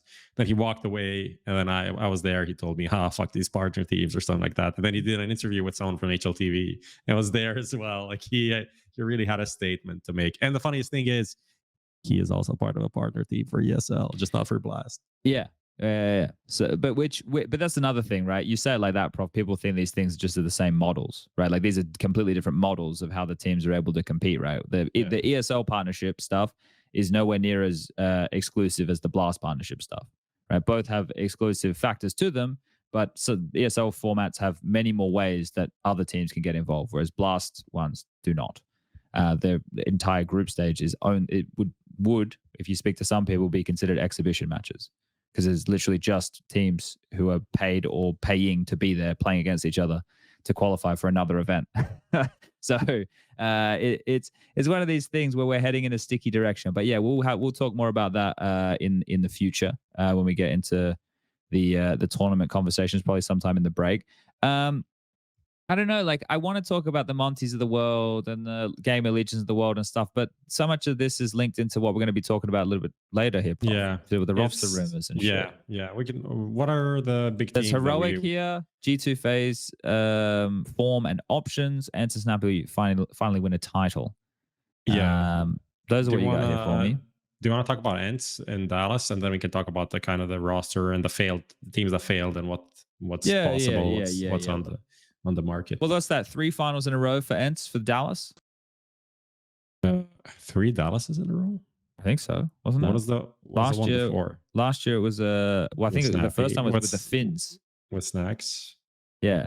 The first time must have been with the Finns, right? Like back pre-Pandy, I think. Bro, don't tell me in a row and then bring out the fucking. Well, someone had to, go pre-Pandy. Someone had to do it. These like devices. Last IEM stage was 4,000 days ago, and this bullshit. Technically true for the organization, Just I don't know. What what the biggest thing is, Prof? And I don't know why we didn't talk about this first thing off the show. Why weren't we talking about the Hussar Cup?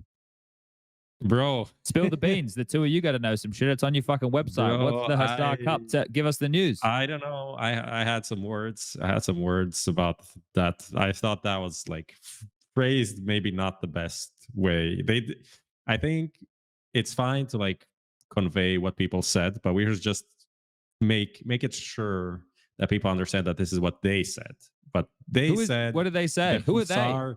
Hussar Cup, whoever is organizing the Hussar Cup, I don't know from the top of my head. This is like good game league from Poland. They said first CS2 LAN. Where are all these people getting all this shit from? This is that is kind of crazy. That is kind of crazy. And like reading all the rumors, like Stana in this post match said Cologne is gonna be the thing, and it's like he wasn't even talking about CS2, but people are like, is he confirming CS2? It's like, Jesus. Bro, how is this real? Like it's if people would just understand that, for the most part, maybe there are some people that know, but Broland doesn't fucking know when CS2 is coming out. Don't like take something he said. Like obviously everyone's kind of living in this assumption that it's going to come somewhere between the player break and after the player break we're going to go to CS2, because that was what was said by Valve, like summer. So that is kind of what makes sense, and we are all kind of thinking that's going to happen. but no one really knows. This is what I know. This is what I know. I know this. I'm telling everybody right now. I know that the game will come out when it's ready. That's what I know. I'm not sure. That's what I know. It might come out before, actually. I know that's what I know. That was what was said to me. It'll come out when it's ready. Yeah. Yeah. That's what I was told. And I was like, okay, well, I'll stop fishing for fucking a date then, won't I? It'll come out when it's ready. That's it. I mean, knowing Valve that If they this don't is- know, this is like- unless you know what this this is is. literally around the corner. Yeah. Who the This is fuck like- thinks Valve actually has a date of when the game's going to come out? This They is when you ask probably- your mom, like, Mom, when it's lunch, when it's dinner, and it's gonna be done when it's ready. And you're just Yeah. like, Are we there yet? Are so we there do yet? I Are we play there yet? another game of CS or no? And then you like queue another game, and you're like 5 rounds in, dinner's ready. Yep. That's exactly how it's gonna be. But the dinner is like the matchmaking game is like Cologne, and it's gonna be halfway through Cologne. It's gonna be like here, But not here's, play CS2. here's another thing I know. This is the other thing I know is that the game, quite clearly, they want to make it as close to the current version of the game as possible, so that when they release it, it's as well, maybe that works. Little. I don't know. It's as little as it's That's as little. it. See, you don't even speak English as a native language, but you got it better than me. It's not going to cause any fucking disruptions, right? That's the whole point. It's meant to be smooth. It's I meant like to how be, how I helped you out and you didn't Still- even use my. I still threw it away. I just went for something different, found a different term. But the whole point is for it to be as similar as possible, right? And that's it's obviously not going to be it's not going to be exactly the same. It's going to be as close as they can get there, isn't it, Striker? Yeah. I Yeah. mean that's exactly the point. As little differences as they can possibly manage. There we it. go. There we go. Let's go. There we go. But we were talking about That's ENCE. few differences in that case, by the way. Minuscule Little changes, difference. even. The devil is in the detail. It's the minutia. But we were talking about ENCE. We were talking about ENCE and how they won a trophy. Big Snapdragon. He's got his hands on some. It was good to see. The game of the tournament definitely was that fucking ancient match against FaZe. That was sick. That was a fun match to watch. It was very sloppy Counter-Strike, but again, it was awesome Counter-Strike. That's the type of Counter-Strike. That's how like quintuple overtime games go. Like they are not. Yes. And even like after the game, like Brokey has been saying, like you just throw defaults out of the window, everything. And like Twist said the same thing when I talked to him yesterday. Like you just throw gimmicky strats literally all the time, or like you come up with shit like on the spot. You know, like that's how it goes when you get reach rounds 55 of the same map. You know, That's what we need to go back to. You know, we need the hard reset. We need to find ourselves back in that era of CS because it's always clutchy. You know, it's always what do you- brawly. Yeah, what do you think about this? Like, I saw this theory from Yanko, I think it was, and I think Tommy was saying the same thing, that he kind of Okay. believes this is where CS is headed.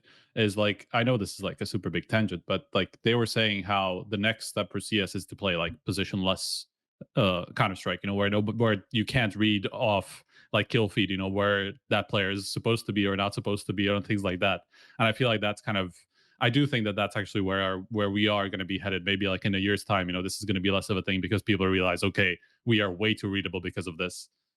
I can see because back in the day, Counter-Strike was much sloppier. So you would have like executes or whatever, but maybe they were spawn based, or maybe things would, you know, it would be based off of where a person is or a player is. So you weren't able to grab those tendencies as easily. Then we went into something which was a bit more rigid, which is what we're in now. And the highest Counter-Strike teams in the world are all making decisions based off of like, oh, this guy died here, let's go there, right?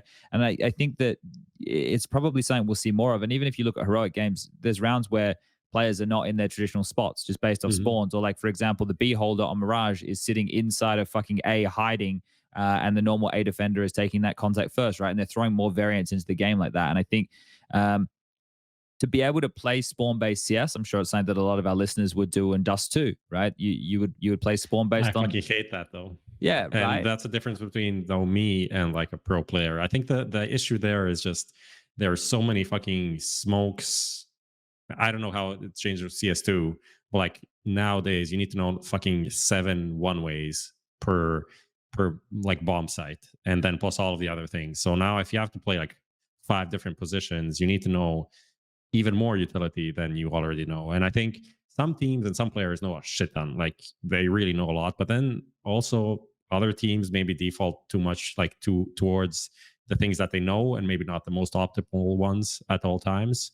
So I'm not sure if that's gonna.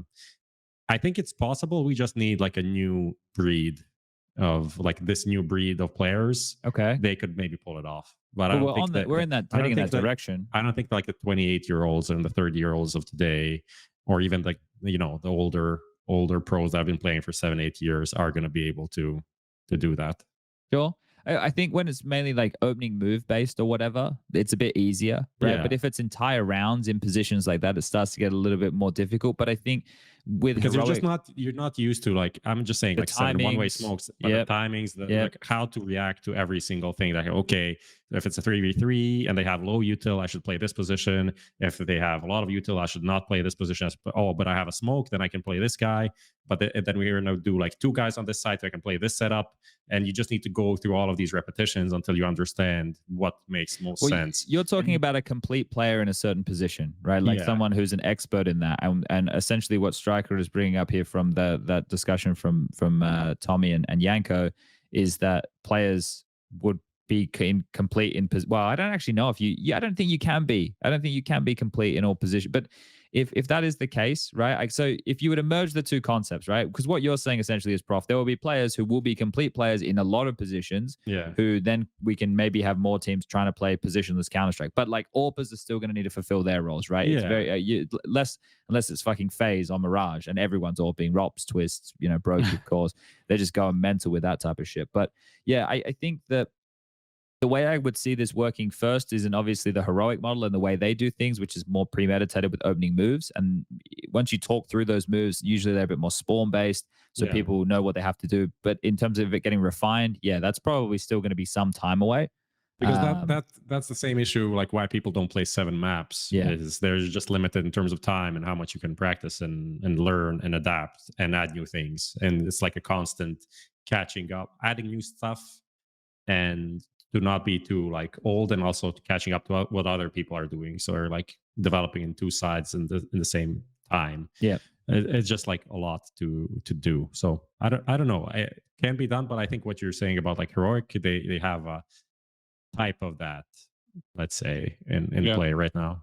Yeah, I mean they don't always have the same entry and things like that. They can like constantly switch positions like based on who's in the better position at that specific moment, So like that is definitely in like halfway there, maybe not halfway, but like I mean quarter of the way their there. CT sides are just more chaotic. It isn't as much as like, oh, this guy's they are playing, No, I mean they stack They're more like, people oh, and be Inferno all we the time. push B and mid at the same time, and A is empty, and then 2 guys are flanking, but like with a delay between them, and these guys are rotating, making like a CT retake, and it's just chaotic, not as easy to understand what's happening on the map. What they do very well is how dynamic they are on the fly and how they're able to make the right type of decision based off of how they've opened the round. It's like, okay, so we've opened the round like this is unfolded.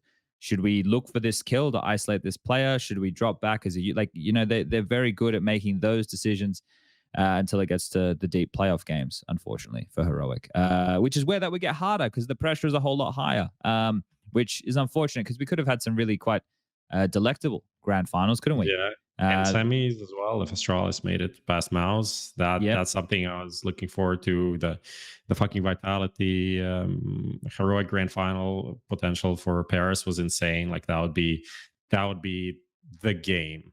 That would be the fucking one of the best grand finals on paper. So basically, heroic are at fault for like the last 2 tournaments being shit. And then when they were in their grand final of the major, they fucking lost it, didn't they, Striker? So they're at the fault for everything right now. Yeah, they're the new Astralis from a long time ago.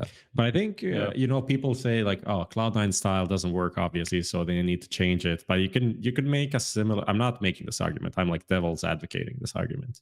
You could make a similar argument for heroic in terms of, obviously the way they play. If they have like small drop-offs in like reaction time and not even aim, but just like, thinking and being on point as a team, then everything just kind of falls apart. There isn't, in terms of, I guess, why FaZe is a bit more stable in these, because they just rely on individuals more. They don't do that many crazy things as a team where like everything needs to work. It's just like, if one guy works, he can get a double kill. And with heroic is like, they are like 3 guys in a position where if one thing doesn't work, they're all fucked. So I think that is a thing that is keeping them from winning more in these situations. Do you And think the they'll ever whole- break through that though? Do you think they'll ever be able to continue to play this high variant style of Counter-Strike and find the successful recipe to pull it off? Or are you suggesting that problem they will have is, to like, tweak their gameplay? If CS2 comes out, I think it changes everything. Okay. And how they play. I think it Well, could the meta change it. changes regardless, right? Yeah. So it kind of their window already passed, I would say, for this Okay. team. Like whatever they do in CS2 is going to be different. Even if they try to apply the same thing, it's going to be a different game. So it's not going to feel like the same achievement and like the same style. Even if they're playing the same style, other teams are going to play differently, I feel like. I see what you're saying. So I don't know. It's just for them. I maybe just win Washington and be like, okay, we did something, because it feels like they had so much more potential to win tournaments than they really achieved. Well, they're one of the most consistent teams over the last. They are I think they are the most consistent team at this point, like dating back 2 years or so. Yeah, but that's the same thing, I suppose, when you look at Liquid. They made a whole bunch of grand finals, but they kept losing to Astralis, right? Right now, Yeah. Heroic But it's a deep different runs, but it's a different thing, right? they're not losing to the same team. Astralis. Yes, Yeah. exactly. They're losing to a bunch of different names and in circumstances where they are favored to do so. So then you wonder, are they choking? Is their play style not proficient when the pressure gets high and they're not able to fully function as they would during the group stages, which is where some of the most exciting heroic Counter-Strike gets played? So that does open up a bunch of questions. There's an argument in kind of because especially before now, I think with Yabi coming in, it's a little bit different because he did take some of Stone's positions. But I mean, there is definitely a trend for Stone to just drop off in big games and things like that. Harry was writing an article about big game players, and Stone was he the at the bottom? I think he was the player who dropped off the most in big games, or one of the most. I mean, it was him and obviously, Nico, if you, with the caveat of Nico being much better in the group stage than yeah, Stone exactly. was. Yeah. I mean, the problem is, like, if you set up, like, Stone is the one player who Heroic used to set up the most. Like, everybody else had, obviously there's Kadian as well, who had like his own role, but everybody else kind of like moved around Stone. Stone was the one who was being set up the most, like, consistently, for that him to be the one trading rather than being traded all the time and things like that. Everybody was running ahead of him, even though his like position has changed a little bit. Now it's a little bit different because Yabi actually does have. I think that maybe is what's making them a little bit more competitive for like deeper runs, because they're not so reliant on Stone being the one who needs to kind of perform, being the only one who needs to perform, because everybody else kind of their positions changed, right? And so if Stone isn't being consistent in roles where he's being set up the most, then obviously they're gonna have a problem performing these big games because their one key player, drops off the most out of everybody, right? So I think that is potentially one area where they need to look the most, where how to get the most out of Stone, either, or not have him be in as Don't be as reliant high, on him. as key positions, to perform. Maybe that's also why Yabi got a little bit more of a chance once he started performing. Not just to make him more comfortable, but maybe, okay, he could be our new Stone. He could be the guy who we set up a little bit more. And that's, I mean, the trend they've been showing. Obviously, hasn't been working out so well for them in terms of like them being able to win more. But Yabi has been performing at least on par with Stone, if not better sometimes. Yeah. Okay. We pivoted off of ENCE here. Do we want to cap off ENCE and then move on to some of these roster rumors and stuff? How are we think feeling it's cool. about ENCE? Like this whole storyline around ENCE is just very cool, just because we had this post and this report recently that they made €1 million in last year. Obviously this is a lot because of stickers and things like that. That's basically the biggest reason, but it's also because they are just not investing as much as the other ones, and so their expenses are way lower because they focus on talent development, right? Like they brought in Madden, and that's like what changed everything for them at some point, right? Like the 2 years, what is it now, 2 years ago, year and a half ago now, where they brought him out, and that team like suddenly clicked, right? And that's a guy that literally costed nothing, probably doesn't have a big salary or anything, but somehow they just found the right piece to complete the roster. They bought out Nerds from Endpoint, which I imagine was like a $50,000 investment. Pretty in reasonable. terms of buyout. Yep. And probably is not getting some massive salary. You could probably imagine somewhere like $5,000 or whatever, like a month, that he's getting, like maybe just a fraction of what like the top dogs and FaZe and Vitality and whatever are getting.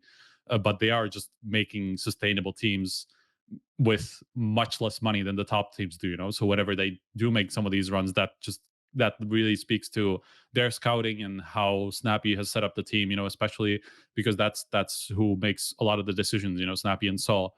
in terms of like bringing in new players, how to set up the team, you know. So I think this is just super cool that they finally got that title. They've been competitive enough to challenge for them, but they haven't been able to get there. So even though this is kind of like a caveat tournament where obviously a lot of the big teams were like just coming off of the major, you know, they weren't necessarily super high in energy, not high in prep because they just came off of the major and or like a big run before that as well. But still, it is a big testament to how effective ENCE are at setting up their team. Yeah, I think there's a lot of positives to look at here. I think it's the big one is obviously Snappy finally getting a trophy, right? That's a fun one right there to see this for him of that type of a caliber, especially someone who's been doing it for as long as he has. So that's fun to see there. I think it's good for Sampayas to put some more elite level AWPing down. That's always fun to see. I don't know. I think this is a hard team to put your finger on in terms of what to expect again in the future, because they already were considered a competitive team for me. Right? Yeah. Like going into the major, I think I had them as like the fringe to the big five. So they were considered a good squad for me. It's just like, how much can you get out of this team? How much can they produce? And you know, when you're having the snappy pop-up performance on Mirage, it's a bit of a classic, and Sampayas is getting it. Like you look at Sampayas and Nerds as their two more recent pickups, right? Obviously the Volder situation, but we can forget about that.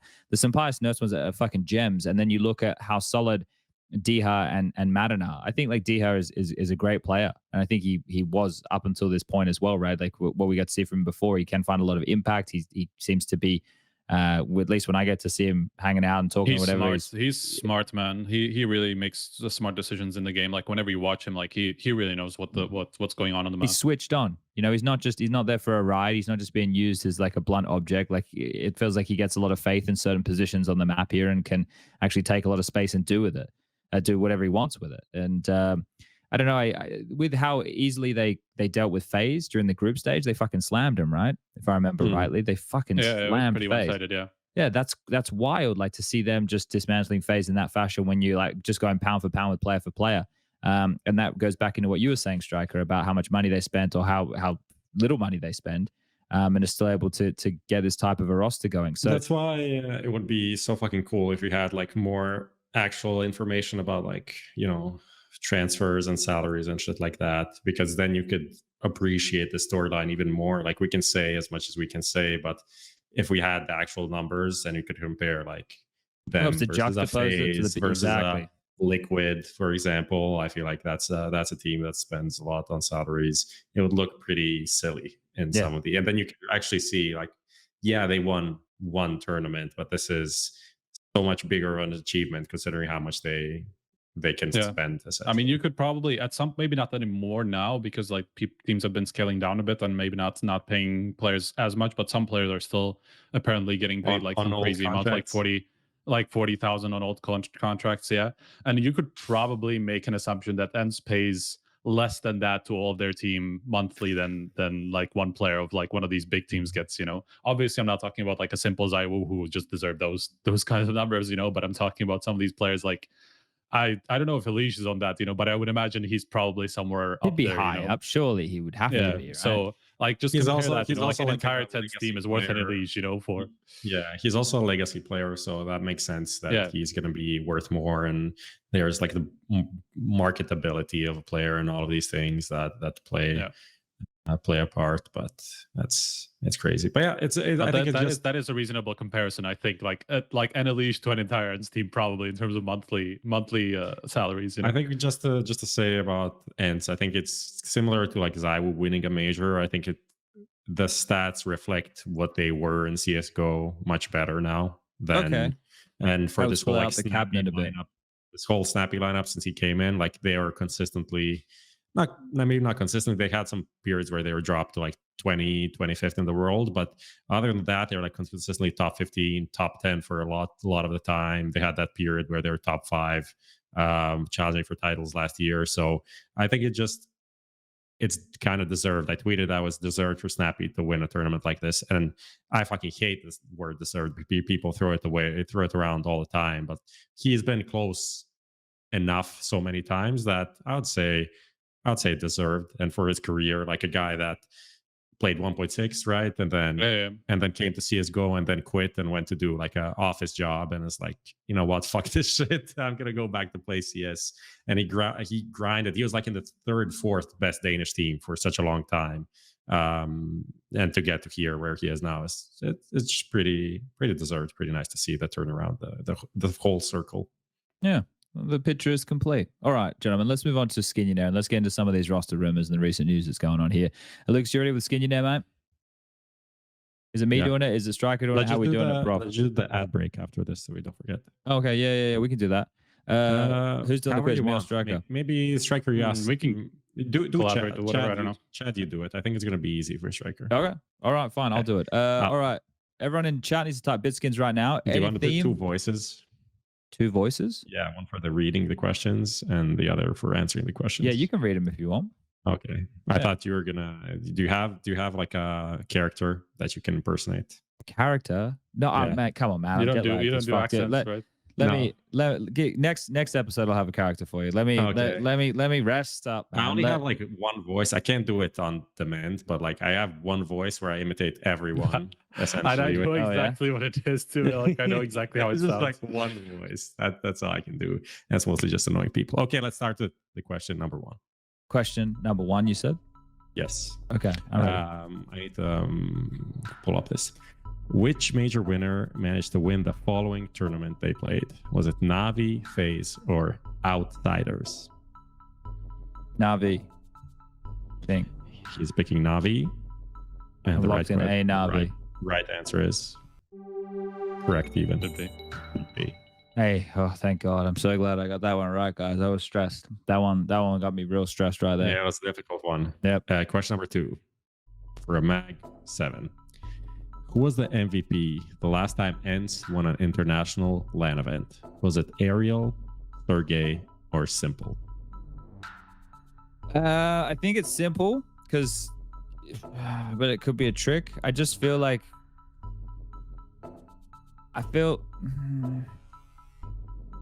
no, I don't know this for sure, but I have a. It's either Sergey or Simple. No, wait, maybe it's Ariel because they won. You fucking it's the BLAST one, no? Yes, this slippery motherfucker locking an A Ariel. That's the last tournament. Yeah, I think an A Ariel. Okay, they won the nuke streak. The correct answer is. Correct answer is. You slimy motherfucker. You thought you had me, but then I remembered the nuke streak, and then I remembered it all. It all just came flooding back. Let's go. Dear. Almost Question number 3. Didn't you? Okay. As of today, who is ranked the lowest on HLTV? Is it Virtus Pro, Spirit, or the Hounds? Come on, man. Come on, man. I just got home. I'm not even home yet, man. I can tell you where one of them is, at least. I can tell you Spirit is like somewhere like 25th to 30th or something. Okay, somewhere so like that. It's either Spirit or Greyhound. It has to be the Spirit or Greyhound here. I want to say Greyhound, but they're playing more regularly, which would mean that they probably get more fucking rankings just from being at the tournament. So I'm going with Spirit. He's locking in Spirit. And he is. That's right. Bet it's Greyhound. Oh, thank God. All right. We just got a new Danish team in top 30. Great. 3 out of 3. What is that? Is it Masonic? No, it's Static. It's actually number 30. Oh, they're back. Nice. Congratulations. They had a fall from They've grace, been there didn't a few times, yeah. Question number 4. In CS2, you'll be able to buy from a selection of 15 weapons. Oh my! How many goodness. weapons are viable on the CT side in CSGO competitive? And this only obviously doesn't count like both M4s, right? Are you drawing? Yeah, I'm just trying to do some quick maths on this. I don't know if this is legal, but so it's only on the CT side. Weapons that are viable on the CT side. I'm gonna get there. I feel that the answer is fucking hell. If you can buy 15 now, right? Like that's only 6 on top is 21. It feels like that's got to be that, no? No, that's a lot. That's a lot, though, right? Think about the variance. So if he said that it doesn't count both M4s, so you wouldn't be able to buy the CZ. Yeah, true. And maybe it's 19 then. Right. So I think 17. I'm locking in 17. Whoa. No way.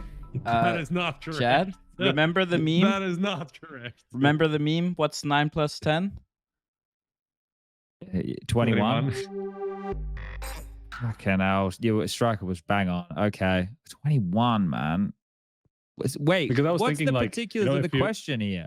If CS2, you'll be able to buy from a selection of 15 weapons. How many weapons are buyable on the CT?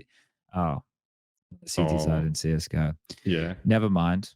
Well, You're jet lagged. This is a jet lagged question. It was a always difficult next question. It was time. like, it's not a hard question. It's more like hard to understand what the question is. Maybe. Yeah, man. Someone in chat said you forgot the Zeus. That's not a weapon. I don't know. I'm just reading what they say. That Yeah. qualifies as a weapon, but That is okay. equipment. All right, all right. He's right. It is in the equipment category. All right, last question. Come on. Before stepping away from CSGO, Sonic was supposed to play for which university? Was it Dr. Buchmann Academia? Was it MIP? Or Davenport University? And you locked in Davenport University. And the right answer is Had to be. It was the only one that I've heard of with Counter-Strike in the same sentence. I don't think anybody at MIT is wasting their time playing Counter-Strike. That was a great logic right there. So we got And 4 out of 5. That's Dr. sad.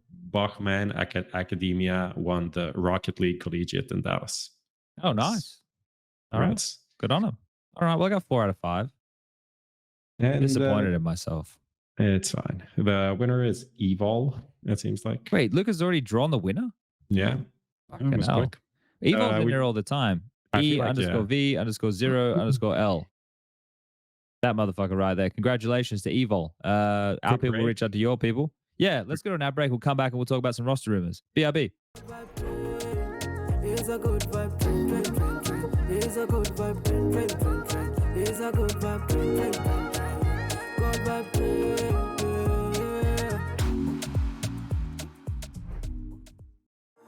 Finally, I found what I was looking for.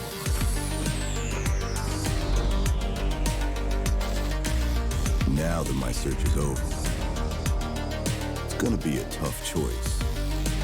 But fortunately, no need to choose. When you can just have them all. Buy and sell skins on BitSkins.com. Best esports odds. VIP program and a variety of bonuses. Fast and easy withdrawals. Bet on every possible CSGO matching tournament, as well as any other esports game. Only on 22Bet.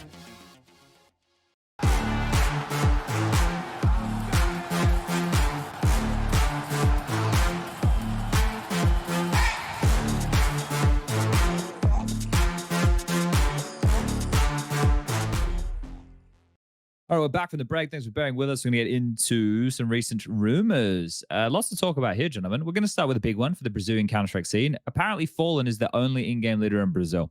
I didn't know this was possible. What is going on? I have no idea.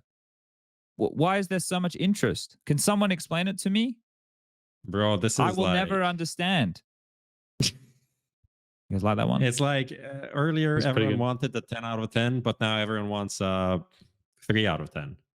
What is going on? Why is the whole club trying to get the 3 out of 10? That doesn't make sense. I think like if Fallen goes to FURIA for art, they still need to change drop, and then they should also change safe. So like Yeah. that then opens like this. Maybe whole... it's not for art. Archie. What do you mean? Maybe it would just be for safe, and then they just switch out drop, and art plays whatever he plays now. I don't want to live in this world anymore. If that's the I don't case. want to live in that either, but that's kind of like where I feel I like don't want to might be live heading. in general. So why would By that the way, I happen, mean, man? I honestly don't think this would be such a bad move on merit. The problem is that Fallen has been signaling like retirement for like 2 years now, and it's like it's got to be somewhere around Right? the corner, like at some Bro, point. imagine So the guy that's the biggest last problem I have. dancing into a better team. Like, how is this possible? How is it possible? This is impossible. There's one angle that I could see that makes sense. They bring him in like IGL for like 6 months. He has to AWP there, And then man. he goes into coaching the team. And that's the plan. And they want to bring it in like brand wise. There's like all of these deals that can be made and shit, you know.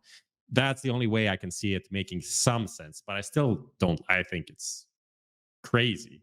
It's crazy because of that. It's not like he is a guy that can't play at all right now. Like he can. But it's one of the highest impact players in the server, being an AWPer. Going forward, it doesn't make any sense. Longevity of this shit. Yeah, longevity-wise, that is the problem. Like, I really don't think that he would be a bad fit. Why are they doing this? Why don't they just get keep Caserado, keep Yuri, get Big Yazira, get Skulls, get Zevi? That's the team. That's the roster. That's the team. If you don't, the problem is FURIA doesn't want to spend. But they want to buy Fallen, one of the most well-known, biggest brands, biggest names in Counter-Strike, literally ever, and they don't want to spend. Maybe they're not gonna buy him, but like they will definitely pay in one way or the other, right? Like even if they don't pay a buyout, they're gonna have to pay for a big salary. So I think it's kind of crazy. I think it's crazy. I think it's an absolutely awful idea, and I think it's fucking hilarious if it actually happens. Like Fallen after the beef in like 2020. Oh my god, I forgot about that. Stuff, like Fallen and Fur and like whatever and the online stuff. Ooh, it can't. It doesn't make sense. It would be. It's like the most. I don't know how to explain. But there's some legitimacy to all of this, right? And then there's Pain as well, who are also sniffing around. But if Pain are looking for Fallen, then what the fuck is going on there? I don't even know, bro. I can't understand this. I don't understand any of these moves. It's like it's from like they obviously know more than we do, right? They're all inside this Brazilian scene and system. But from the Counter-Strike that we're watching on the outside, what is it that we don't know? Is this like the personality stuff we don't know? Like, yeah, I think it's just the brand. I think it's the brand of Fallen and how much he brings to org that is just you have to consider it. I think you have to consider it. I think it's fine to consider it. But what's the best team that you could build? I'll let you keep Caserado, Yuri, and let's say you get Fallen. What's the best team that you can build? I mean, get like a Skulls or something for drop, or I don't know. That's it. And what about you've got? There's lots of good players going around. Cello, there's even Jota, that mention Insani. Of like Fur, and I can't. That would be even more. Yeah, that's a guy that literally no way that happens. Retired, not literally retired, but essentially retired. I don't understand like how what are Pain hoping to achieve? Why are Pain wanting Fallen? Why would unless Big Yazira is going somewhere that we don't know? Why would Pain even want Fallen when they have an AWPer and they have an in-game leader? Striker are going to make a new article. But why? Why teams looking into Fallen is the worst idea. It's a bad idea. I just can't. Yeah. I'm not like I don't understand because like there's a few things that we're talking about here. These aren't like slights or digs or anything at Fallen like that, but the longevity one is a big one for two teams who have players who are strong, right? Like who have shown to be strong. So this is why the Fallen you could make a Brazilian super team right now. Like and obviously there's contracts and that kind of stuff. So I know that there's those difficulties, but contract is the biggest problem because like these buyouts, I mean, we have in the headline like 280K. What is that about, Striker? Crazy, man. It's like even Zevi is like also crazy high as well. Zevi something like that, yeah. When he was bought, and like 280. Brazilian teams, it's fucking crazy how much like they think they're worth for some reason. I'm not sure where this evaluation comes from at all. But it's crazy how much money they would have to spend to change. But everybody seems to be willing to spend that money now. Apart from, as far as I understand it, apart from FURIA, who's willing to spend that money. I mean, as far as I can see, that seems like that is a real possibility, So I just don't understand. It means like I'm not getting paid enough in my job. If motherfuckers are out here for buyouts in their region for that kind of money. What is going on? Where it comes from, man. I don't think their salaries reflect those. You'd expect the salaries. This is just protecting the players with high buyouts. They're just protecting their pieces with high buyouts. And I can understand that like you don't need to sell every player for like 30, 40, 50K or whatever because that then destroys your team. And in a way, what FURIA did back in the day was kind of the same. They were like, Caserado 200K. Yuri 300K or whatever, and they didn't sell to Fallen and the guys. That was when they were in Yeah, MMPR, I think. yeah. And that then built Yeah. FURIA. So I understand that, but it's not like fucking every player can now be 300,000.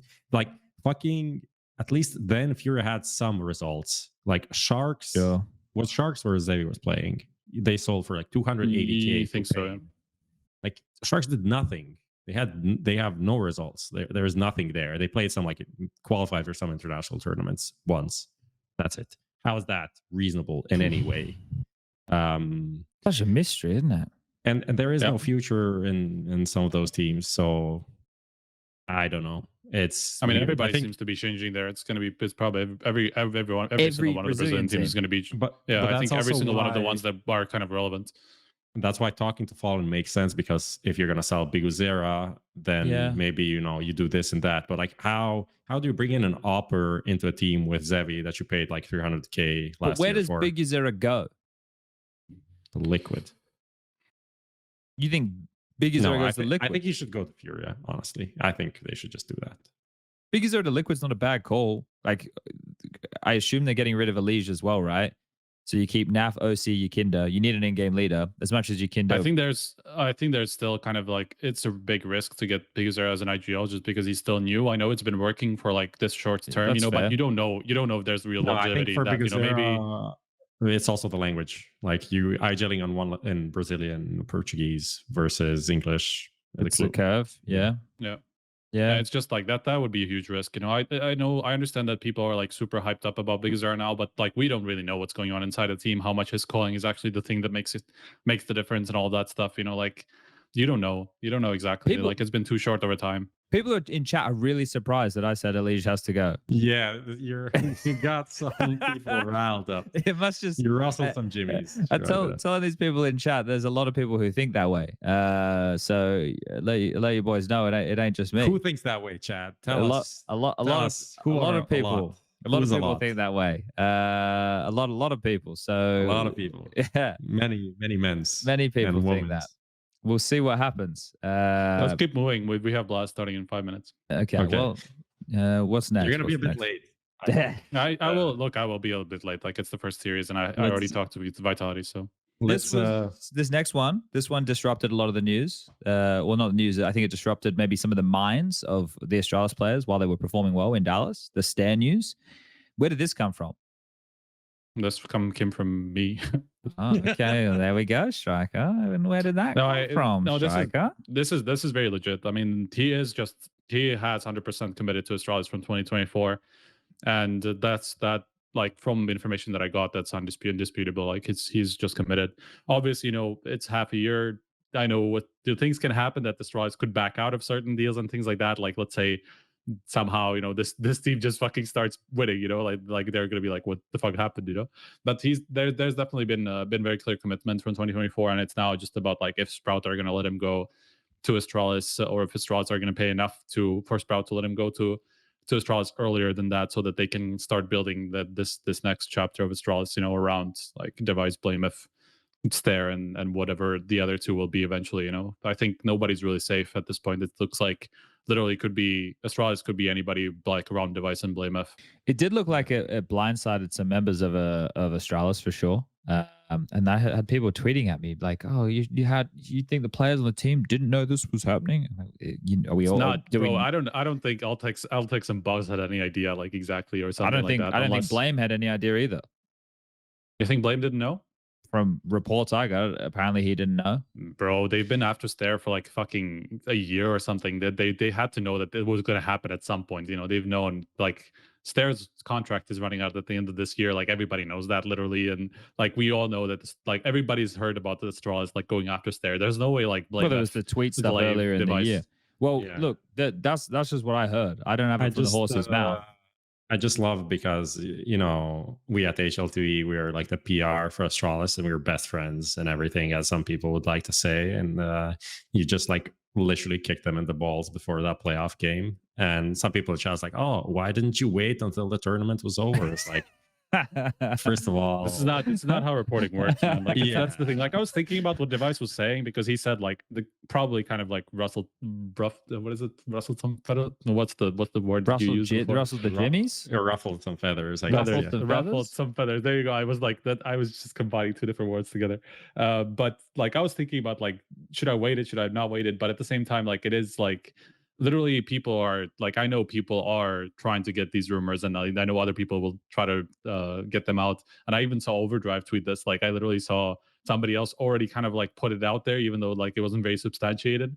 So I was like, there's no point waiting. Like this is out there. I think I even heard about it like very late. I think this happened like I don't know a while ago that he actually committed to on 2024, but this I only started hearing about it a bit later. So it's not even like this is super big news. I think. I like the fact that they're adding to the stable with talent that we know are good as opposed to what happened to them in the past. But this just means probably more young Danish kids get kind of wrecked by this in the process, unless Altex or Buzz or whoever ends up. Because this is the thing, I think you bang on. We don't know what the complexion of the team is going to look like, right? Yeah. I mean, at the same time, though, future. like you are joining Astralis with a certain expectation, right? Like if you're Buzz, like you will have to perform, and if you don't perform, you're just not going to be on the main team. Like that's just what the risk that you're coming into the team with. Like you just have to perform at tier 1. Same with Altex. You know, he could just go back to Astralis talent. You know, but Buzz came from somewhere else. You know, so but maybe that's not what he wants to do. As well. He could, but it's probably not what he would want to do. You know, considering he got this invite to the main team immediately. You know, not gone through Astralis talent with the idea that maybe at one point he's going to get promoted. So I think, but it is just how Counter-Strike works. If you're not going to perform, you're just not going to be on good teams. Yeah. And Astralis want to be a good team. It's more like a mental framing than an actual difference. Yeah, it's like yes. I know someone is going to be changed, but as Striker said, like if they win everything, they're not going to change. But they're not. Everyone knows they're not going to win everything with this lineup, and someone is going to be cut. But like that's statistically just what was always going to happen. Like there's going to be one player change per year in a team that is not the best in the world. That's just going to happen. So it's about. I think it's just about the framing, and obviously, if you're not prepared, maybe it does catch you off guard, makes the atmosphere a bit weird. But it's also on Astralis that they didn't communicate to their fucking players that they did this. Like they should have communicated before us, and then this wouldn't have been a problem, right? But it might be one of these things, you know, it's like, well, this isn't their business because they're running their business from the top down, right? They're not running it as Aren't they a player-owned organization? I think they were once upon a time. I don't think they are anymore. I don't know. I don't know. I don't think they particularly, whatever. In the first place, I don't think they were particularly highly. I think it was a headline, like everything else in our space. You know, it's always good to have one of those going. What's your favorite headline? The one you guys haven't posted yet about Shuey still being contracted by Mouse. Why have you guys not posted that one yet? What's going on? That's weird, honestly. I don't know the full story. Maybe Striker knows more about this, I think. Spill the beans, Striker. I mean, that's what I heard as well, but that's like, I don't know if this is still the case or just was the case when he first joined. Like, I haven't heard like so much since then, but it seems to be that was the case at least at some point. But it feels like I heard in recent time this was the case, but I don't know. But when it happened, it wasn't portrayed as a loan. It was portrayed as a acquired this player. But this is a thing that so many teams just do, and they're just like, farewell to Joe. It's like, what does farewell mean? Is he benched? Is he released? Is he, is he up for sale? Is he now in a different role? Like, no one fucking knows. They just use these vague terms, and it just seems like, oh, we have acquired. I think that was the phrasing. Is like, we have acquired Shuey, and that seems like they signed him. And as these teams, they should have the obligation to be pretty frank about like, if this is a loan, like how the fuck am I going to know this? This is like private matter between. I mean, the reason why this is important. The reason why this is even important is because of potential conflict of interest, right? Like you have to know that if somebody is contracted to another team that they might be playing against, for example, at the major. I don't know how specifically Valve looks at these deals because we know that they don't particularly like team like players having like ownership in other teams and things like that, right? But loan deals are slightly different. There's like some contractual situation around it, but I think it was allowed in some cases. But I think it's definitely problematic when you don't disclose that there is a loan. That is the most I don't know if they part. did. That is the thing. If that was still the case, I don't know if they did. Is this one of these times where, right, because around the major and in post-mortem of the major, Dex is here in the perfect time. Maybe Dexter can confirm for us if he knows if Shuey's still on contract with Mouse. But is this one of the scenarios where we should reach out to Gamer Legion Like because I'm just a guy. You guys are the journalists. Should I send an email to Gamer Legion and go, yo, what's going on here? Is that our responsibility to look for these things? Because let's say it is something in the process already. okay, all right. So I don't need to reach out. You got it under control. But so fair enough. Because I heard that around the major time, and then that gets you thinking, right? Is Dexter, the guy in chat right now, is he on the xray after the Gamer Legion performance, right? Mal's not doing great. Sure, they get Dallas, they make it to the finals. Yeah, great. But like these type of things, are they already in motion? If you're Mal's, we know they're not an org that wants to spend oodles of money. If you already have Shuey there, what are you thinking? I don't know. But it opens the door to speculation for this stuff here, right? Torji had a good event, but up until that point, I would say Torji's name probably should be on the chopping block for Mal's if they were looking for an upgrade of a player as well. Right, so we're in this. There's so many conversations about like flameZ. I imagine flameZ has spoken to every top team under the sun. Right, at least he would have expressed interest. Maybe not as an every top individual. team, but at least a lot of these, in like pretty much every single international team. That's not FaZe, maybe that's not G2. Other than that, I think literally Even everybody's still, like, I'd go to there. G2. Maybe, give it a crack. Yeah, I'm sure he's like actively. He would probably go to them and see like if they would be interested. I don't know if the same interest would go the other way, right? Maybe, but it is absolutely fair, right? Like especially even if you're like a G2, let's say, flameZ is out of contract. There's no buyout attached. It's literally just about the salary that you can offer him and like other teams that are interested and potentially rivaling that, rather than like having to buy a big, spend a big amount on just buyout alone, right?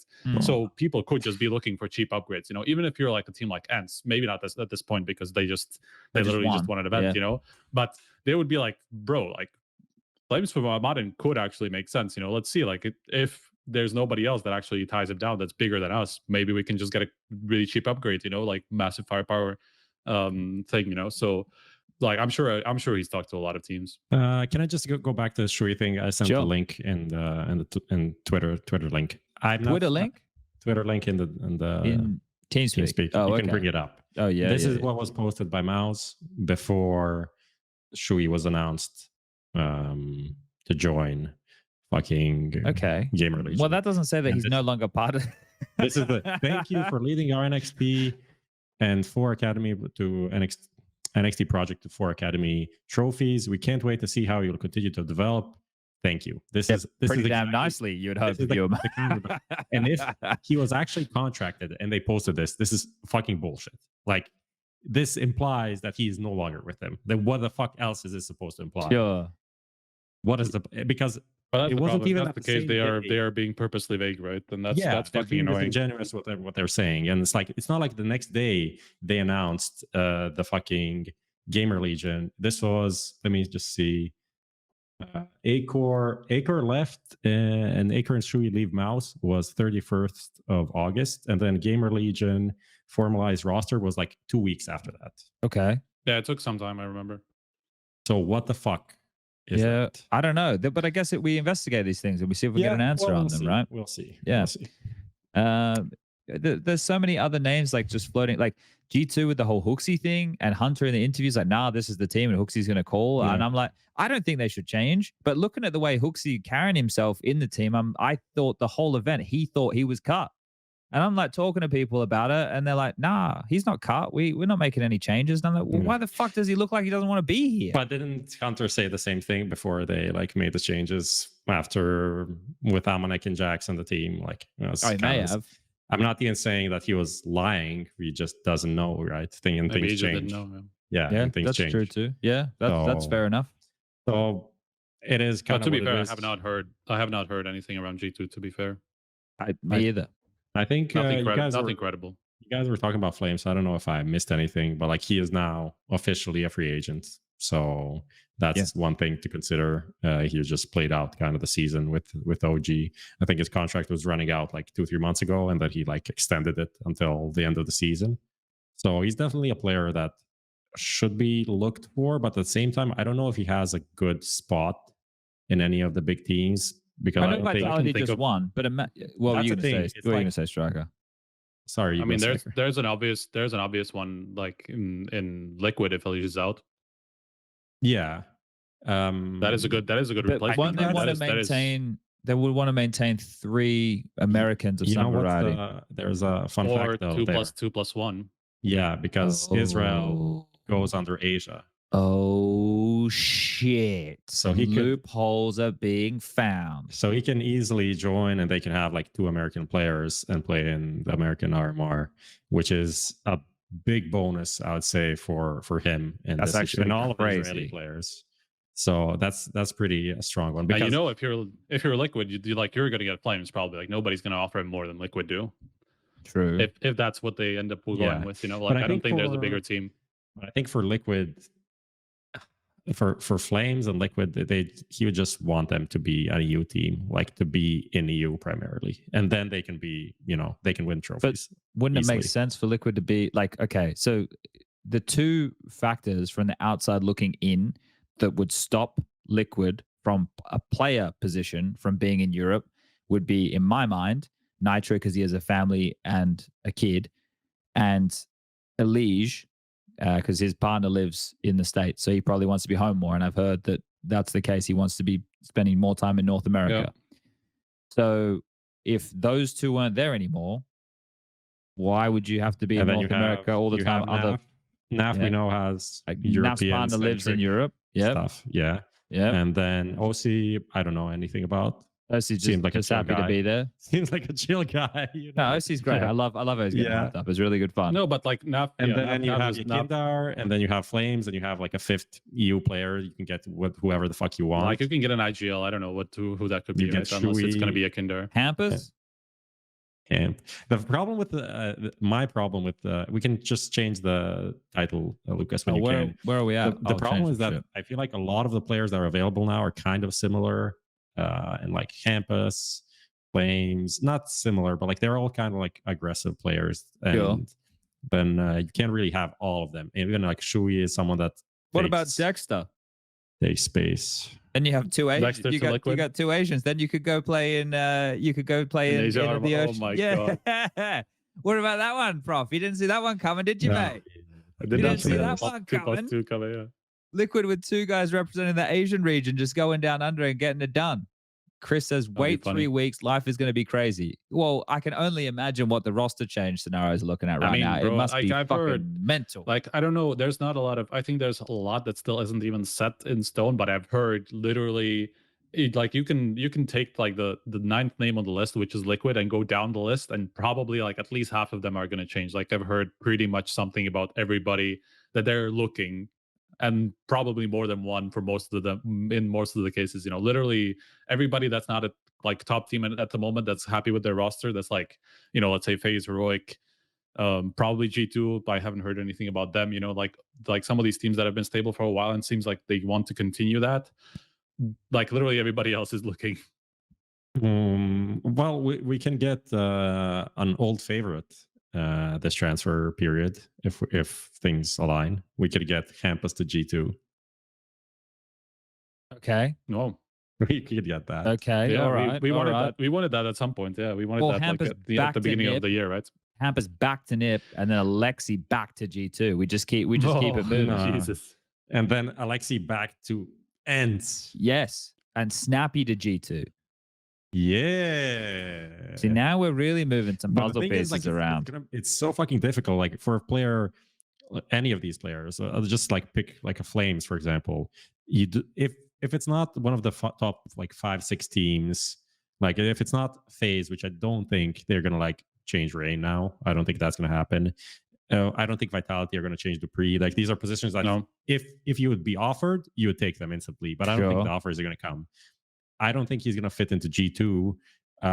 Liquid, okay. Let's say those are some like reasonable, realistic options that you would like take instantly. But all of the other ones, if you want to go to like Fnatic, Mouse, even OG, if they Oh, like, shit, I all of forgot these about Fnatic. teams- all of these teams are just going to make so many changes that you have no idea what the Fnatic's fuck like you're getting dead, into. man. Fnatic's like a whole new roster. Fnatic Yeah, is but in that's so such a many- bad spot, man. So many Like they teams will are. not get. Yeah. Well, I mean, who OG else and is- Fnatic, OG is. Fnatic OG and is. Fnatic are going to be in a bad spot at this point. Like if they want to get some real upgrades, they're not going to be the ones that people look to. So I'm curious about like where they're gonna end up. I think OG is also in for a lot of changes from like all the rumors that we've heard around the team, apart from just Flames. I heard the way they run that fucking org over there at Fnatic. You may as well lock yourself in prison as a fucking player. From some of the shit I heard in recent times, like it's so You're a restrictive. Fnatic hater. Everyone knows that. It's really not true, but I'm just regurgitating what I heard, man. I'm out here to report to the people, and I heard that it's pretty tight over there how they run that ship. You better not put a single foot out of line, or we get in trouble for a lot of things. Yeah, so obviously Monty likely changes. Like I likely that Boros has got. I know that he already got some offers and inquiries. That happened. EMED definitely is going to get some inquiries after the fucking major. Apeks, what's going to happen with them? Like, is someone going to move? Are they going to operate? Who knows? You know. Yeah, I mean, JL even said something like it's not sure what's going to happen after it, or something like that. That's even he said that publicly. It's so hard to like commit to any team because you don't know what the fuck the team is going to look like. You're just committing blindly. So you kind of want to commit to a good org because you know even if things aren't good now, in 6 months they're going to adjust stuff, and that's why even if I don't know. I don't see like people are saying like, oh, Flames could go to Fnatic, but what the fuck is the point of going to Fnatic for what? From OG, like what's the point? Yeah.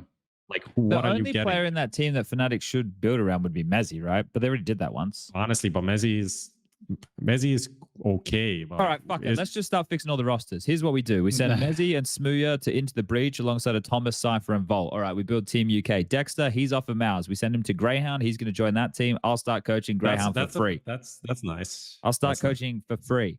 For free. Pro bono. So we're basically like going away from international rosters now. Let's go. We're going back. We're going back. That's the point is. NIP, bring back Knock and Crims. There you go. They have a Swedish lineup. Who's the best Swedish IGL? ZTR. Yeah, there we go. Yeah, Godsend's gone through some changes. They got rid of just Draken and Rusty, right? Those two just got the fucking boot. And then we get Joel and Senzu, and who else? I don't know. What are we doing with EG? Oh, they exist. What the fuck? Who cares? What do you mean? EG surely EG could buy a good team. I mean, obviously they can't.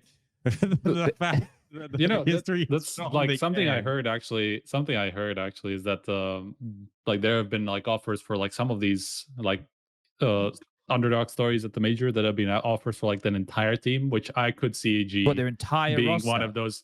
Yeah, I could see EG being like that, the team that probably maybe asked about like, okay, could we buy the entire team, please? And then they're gonna rename them into EG Black, and the current EG Black is gonna be EG Brown. Roster. Yeah, as the main roster. No. Yeah. I thought EG Black was the main roster. No, it wasn't. No, I think EG is just the main roster. EG Black. My joke was that the American one was gonna be EG Brown, like poop. That's the joke. Haha. Everyone laughs. Hilarious. Yeah, people love shit humor. It's the best type. It's the best man. Type. Like OG Fnatic, like all of these like sub top in Mouse, probably Apeks, all these. Well. No, he's where looking to come back. We forgot about the that. List? The only one out of all these people who have been like cut or benched recently who has done the right thing to keep their name on the fucking market is Chiron, and that's because the kid's like 12 years of age and all he wants to do is frag. He's just fragging. He's playing with anybody. Yeah, he's playing with Portugal. Yeah, team not a single player. That's so funny. That team actually played in like the Croatian Adria League. That's I think that's originally where it came from. It has some like Macedonian player that still played them. Amazing. I'm kind of surprised Chiron isn't being like thrown around so much. Maybe he's gotten offers that I'm not aware of, but I haven't really heard of like any real interest from him. Challenge for big to get him in because he's German speaking as well. Like that has to be but if they want but as I understand it, he has some German. I don't know. I don't think he has a passport because there were those like white visa things. So I'm guessing he doesn't have it. Yeah, I don't know how much that. Yeah, I mean that was bullshit. Yes, but I think there was still like some talking about like visa and that he needed a visa. So I'm not sure about what his exact situation with like his German roots or nationality or whatever it is exactly. Because if he was German national, he wouldn't have any problems with visa. Any EU shit, he'd be fine. Or should be. So I don't know what the deal is exactly in that. So I'm sure Not Berlin sure. International Gaming can sort him like a visa or Well, something. okay, so everybody wants to buy Wonderful. Spirit are bringing up like players from the academy roster. Oh yeah, they're making like apparently like Big whole change, overhaul. Yeah. Donk's coming up. That little fragger, he's coming up. He's getting the call up, right? So Spirit's going to change some things. I would love Sprout's to. I don't know. Be entirely different, man. Like Sprout is another one of those that we haven't even mentioned. Longs Like I to think Falcons. they're literally like. Oh, yeah, that's the rumor. Like Searson and Lonks, so the rumors that were flying around. Oh, really? Searson over there? Okay. Yeah, I think that's something I heard too. Yeah, but I'm not sure. I don't know how real that is, to be honest. Okay. Well, you know, I'm surprised considering all of the changes that are happening or discussed to be happening. How VP haven't like why VP isn't Jane Flip Fame plus Patsy plus who was the other name that was fucking sick? Siren. I reckon that'd be an awesome team.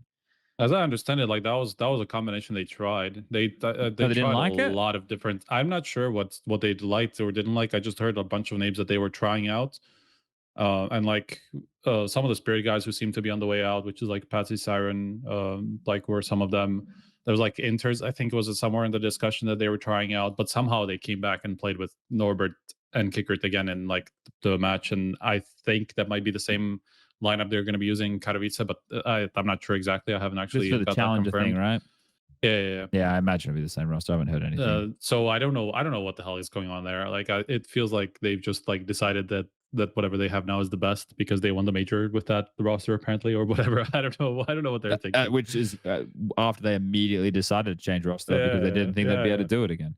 It's like this is going to be a crazy roster shuffle though, right? There's so many names available. Like we're talking, like let's say the Gamer Legion guys, people are going to be vying for some of them. People are going to be trying to get Immer, right? He's going to be someone at the tip of everybody's tongue here, especially with all of these middling of the pack international teams, which are just average. They're just fucking average right now. Like that's just the truth.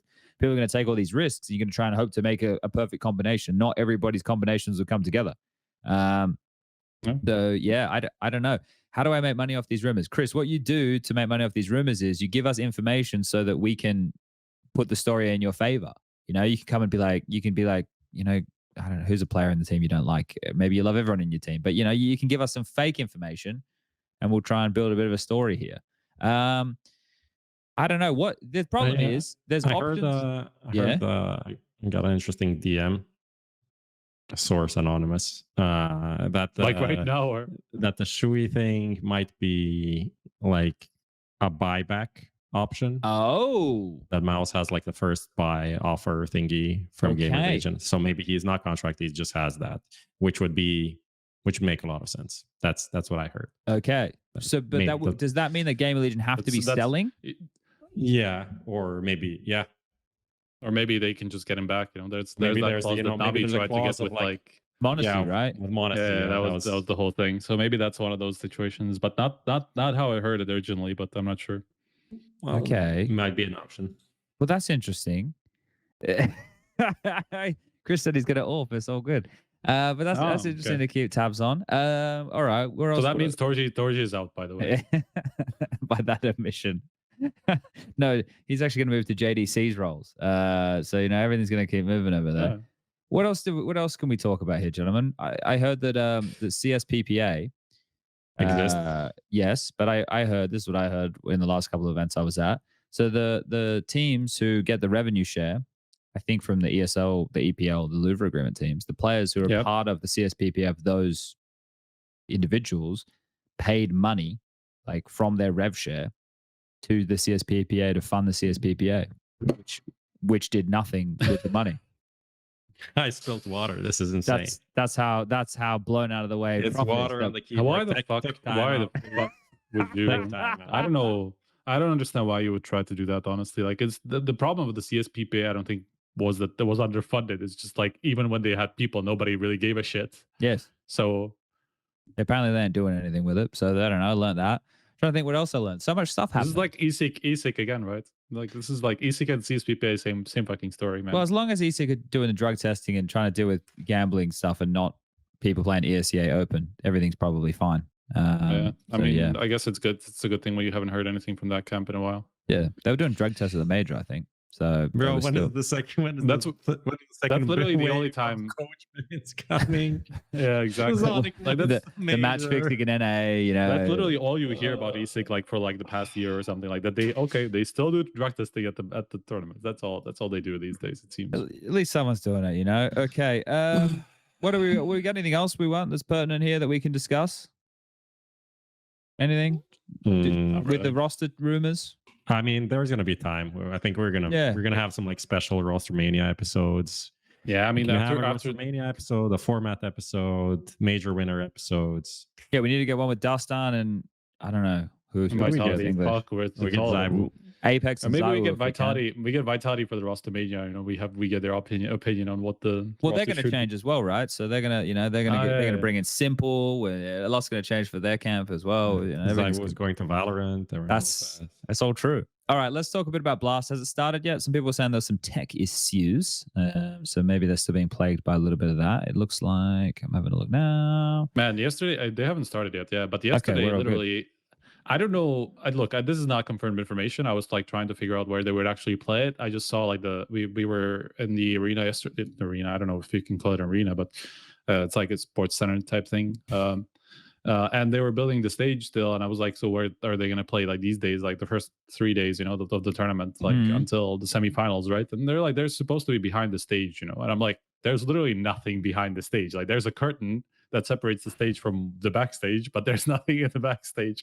So I'm like, are they actually going to build it in time, or what's the deal? Maybe it's somewhere else. I haven't actually seen, I haven't been there today, obviously, because we're doing this, but that actually is not where they are playing it seems, because they're sitting down. Okay. Well, we need to get you out there to confirm what the fuck's going on. Yeah, I have to go there once we're finished, but I'm curious about where it's actually being played. Well, let's get into the nitty and the gritty with it, I suppose. This is the final big boy event of the season, Blast Premier Spring Finals 2023. Before we go into the player break, we're going for about a month before we get back underway with Blast 4 groups. Going into Cologne, all that good stuff. We obviously, like Prof was mentioning, have a lot of stuff we need to cover in terms of the break, but this is it before the players get a little bit of a rest. It's $200,000 first prize. We're talking $425,000 overall, 8 teams in total. The teams who are competing: Vitality, Imperial, G2, Cloud9, Heroic, Complexity, FaZe, and Astralis, broken up into two groups of 8. And then from that, we will have 6 teams make it through to the playoffs, quarterfinals, semifinals, and grand finals. Right. Yeah. Oh, good. I just I was just gonna say, can you hear me? Yeah, we can hear. I was just gonna say that I just remembered that yesterday even people were telling me that they couldn't do SSD setups in time because the setups weren't ready to do. So that's something that supports that. Probably has to do with current delay and potentially more delays later on. And it's 4 Series Day. I am a little bit worried about today. Well, I'm not gonna lie. Fortunately, Striker, Prof and I'll be in bed before the final game starts. So we wish you the best of luck. Guys, man. We wish you the best of luck. I woke up at 7 a.m. just to get to this show, man. We were starting at 10. I would have woken up 2 hours later, man, or an hour later. Wow, it's gonna be rough today. We'll see. Yeah, well, we can sleep when we're dead, right? Isn't that that's the classic right there? That is true. Now, I think when I was reading this out, I said 2 groups of 8. It's obviously 2 groups of 4. Sorry, guys. Yeah, and it's not weird playoffs, which are the playoffs starts with the round of 6. It's kind of just as GSL with the swapping of the groups for the last game, because that first playoff game is not on stage in front of a crowd either. So it's really doesn't really quantify as a playoffs game by any standards. It's crazy. We should just spend a whole day, just a whole podcast, just reacting to Twitch chat so we can help educate. So there's someone in chat, because I swear we do this, but obviously we don't do it enough. Rixven, we can't do it, yeah. Please make majors the last tournament of the season to all the TOs. Are you gonna do it, Chad, or are you not gonna do it? I feel like you're really holding this back. You have the button right there. No, I don't. I'm not mad at them for not knowing. I'm not mad at this gentleman for not understanding the situation. But this is what I'm saying. I guess we don't do a good enough job explaining it regularly enough. But then I find I'd be rehashing the same shit. But we wouldn't do anything. We wouldn't do anything else. We already repeat ourselves a lot when it comes to these issues, So it's hard. It's hard to do all that all the time. So what should we just have? Should we have the move? We should have a list of we should have a list of disclaimers. We are not this is why majors are at the end of the season. Yeah. This is what blah blah blah. All of these things. That might have to be the go. That could be one. We need an article. And before each show, before each show, like midway through each show, like we should just like go through this list, like just so that like everybody who had all these questions from like the first hour of the show, and like everybody who's already gotten in, we would just like they read all the disclaimers. Like this is what the seed is about. This is what you guys ask about. Like frequently asked questions. Yeah, FAQ. I think that's a good idea. That's probably a good idea. So to answer the question, or to reply to the statement, because I believe it was a statement, Valve determines when the majors are. It has nothing to do with the tournament organizers. The tournament organizers can only pitch through the dates that are given by Valve. They have no control over the windows which those dates are allowed to be in. So I think there could be like a week wiggle. I think sometimes there's like a week back and forth. I think there's a bit of time, but like nothing in terms of, instead of March being in September. Yeah. Or July. No, but this is the thing. Like, again, I'm not bringing this up right now because I want to point the person out and be mean to them. It's because, like, clearly, and I forget this. I know I probably said this on an episode maybe a year or two ago. It's like I think it's our job to be able to educate the people on these things. It's just really difficult to know how often we should be talking about the same things, because I know people get fed up of me talking about format all the time, for example. So I'm hearing some disturbing news. What's the disturbing news? There is supposed to be 2 setups apparently, like one backstage, for the switch out to happen. It is not ready. It's not built in time, so they will only have one stage set up for 4 BO3s today. Like, so people will have to switch out between maps. So there's going to be like delays between. It seems. That's what I'm hearing from my people on the ground. I will double check and double confirm, but it seems like today is going to be rough. That's impossible. No way. Plus warm up as well. I told you like what I saw yesterday was not ready and what was ready, and I was pretty sure that's where like the setups were supposed to be, and they must have worked through the night, because like we left there yesterday at like 3 p.m. and I still didn't see anything that like suggested that there was going to be something happening there. So at least not in like the next 24 hours or whatever. So they must have worked through the night to build it, but it seems like they haven't built everything that they wanted. Crikey. That's not what you want to be more time to talk. Yeah, lucky the podcast is on, I guess, right? Like, I'm sure everybody is in the waiting room right now. I think it is. Yeah, I don't know. Sponge opinion on life. Good. L or W? Life's pretty good. Life's pretty good. I think we got to enjoy it before it's not there anymore. But no, I don't know. I think this goes back into what we were just talking about, man. Like, I don't want to talk about this too much. I like the way that I frame it. I'm even trying to be nice to Blast. Yeah, I think support to everyone working the event. That's gonna have it's gonna be rough. Yeah. For them, it's the worst for sure. Yeah. And it's also like, I know they don't do rotations for like analysts, for example. So that's an insanely long day. And Moses just accepted the call up because the person they had hired couldn't get a visa in time. So Jason got the call up like 2 days ago. So is Moses on the desk or casting? Yeah, it's Maui and Anders casting. And okay, so they didn't want to break it up last minute. Okay, I guess not. I think Maui on the desk is much, much better than Maui casting. Personally, I would swap that any day of the week. But yeah, where we go? I was just hold on. I'm just going to catch up where we are. Yeah, that's exactly it. We should probably talk about that. That's a key focus. Okay, so just having a look at it right here. The groups are broken up. I read it out in the order before, but the GSL groups, or the groups of 4, it's Vitality versus Imperial, then it's G2 versus Cloud9, and on the other side for Group B, it's Heroic versus Complexity and FaZe versus Astralis. Everything's best of 3, so you don't have to worry about any of the little doohickeys to begin with. Who's going to win it? I don't know. I think that to assume that Vitality will be in great form, probably not. So I don't know if you saw the interview. Yeah. What did he say? I mean, I did a 12-minute interview. Like I had like 4 or 5 questions. Ended up being 12-minute interview because Apeks was just in the mood for talking, as he always is, which is great. I mean, it was actually a good and insightful interview. They had a shit week of practice. Like they had some off time after the major for obvious reasons. That there was like their entire plan, and they're like, we had a plan for like the first half of the season, right? And the plan was to win the Paris major. Now that the plan is done and like we've succeeded, we're kind of lost. Like we don't know what the plan is at the moment. Need to reset goals. Okay. Yeah, and they haven't, their practice was apparently just like only like about a week, and like somebody was sick during it, so their practice was pretty shit, it seems like. So they aren't very well prepared for this, very clearly. Obviously, they still have a lot of confidence from the major. They know that individually they're probably in pretty good form. based on that as well, and like they won the last 2 tournaments, you know. So just based on like momentum, they're going to be competitive, right? But preparation wise for specific matchups and things like that, probably maybe it's going to be a bit lacking. And for the competition that's in place, so as much as like they just have to be the main favorites, like there's no way around it, just through history alone. But like it wouldn't be a massive surprise, you know, if they lost to another one of those big teams for sure. Sure. Yeah. I look at this. I think probably my favorite would be Heroic or FaZe, maybe. I don't even know why I'm saying that. Like G2, just with the whole Hooksy thing, and it's not just all on Hooksy. There's obviously more going on in that team than I understand. But it just looks like him. Nothing worse than seeing an in-game leader looking checked out. Cloud9. I don't know what to think about Cloud9. Like, why they are so bad? Dude, They're not Shiro, supposed I've to be this never bad. seen him look so tilted in an official before than the one I was casting when they got eliminated. Like he was just so fucking. I think it's tilted just from lack start of to understanding finish, of. man. I think it's just lack of understanding of like frustration of like we don't even know what we're supposed to do anymore. Like it seems like it's been going on for such a long time. They've been trying to adjust, but nothing's really changed that much. So I'm not even sure what they're thinking that should be changing, you know, at this point. Yeah. So I don't know. I think it's just frustration from like how things have been going lately for Cloud9. I don't Maybe exactly Imperial know what to can pin it win.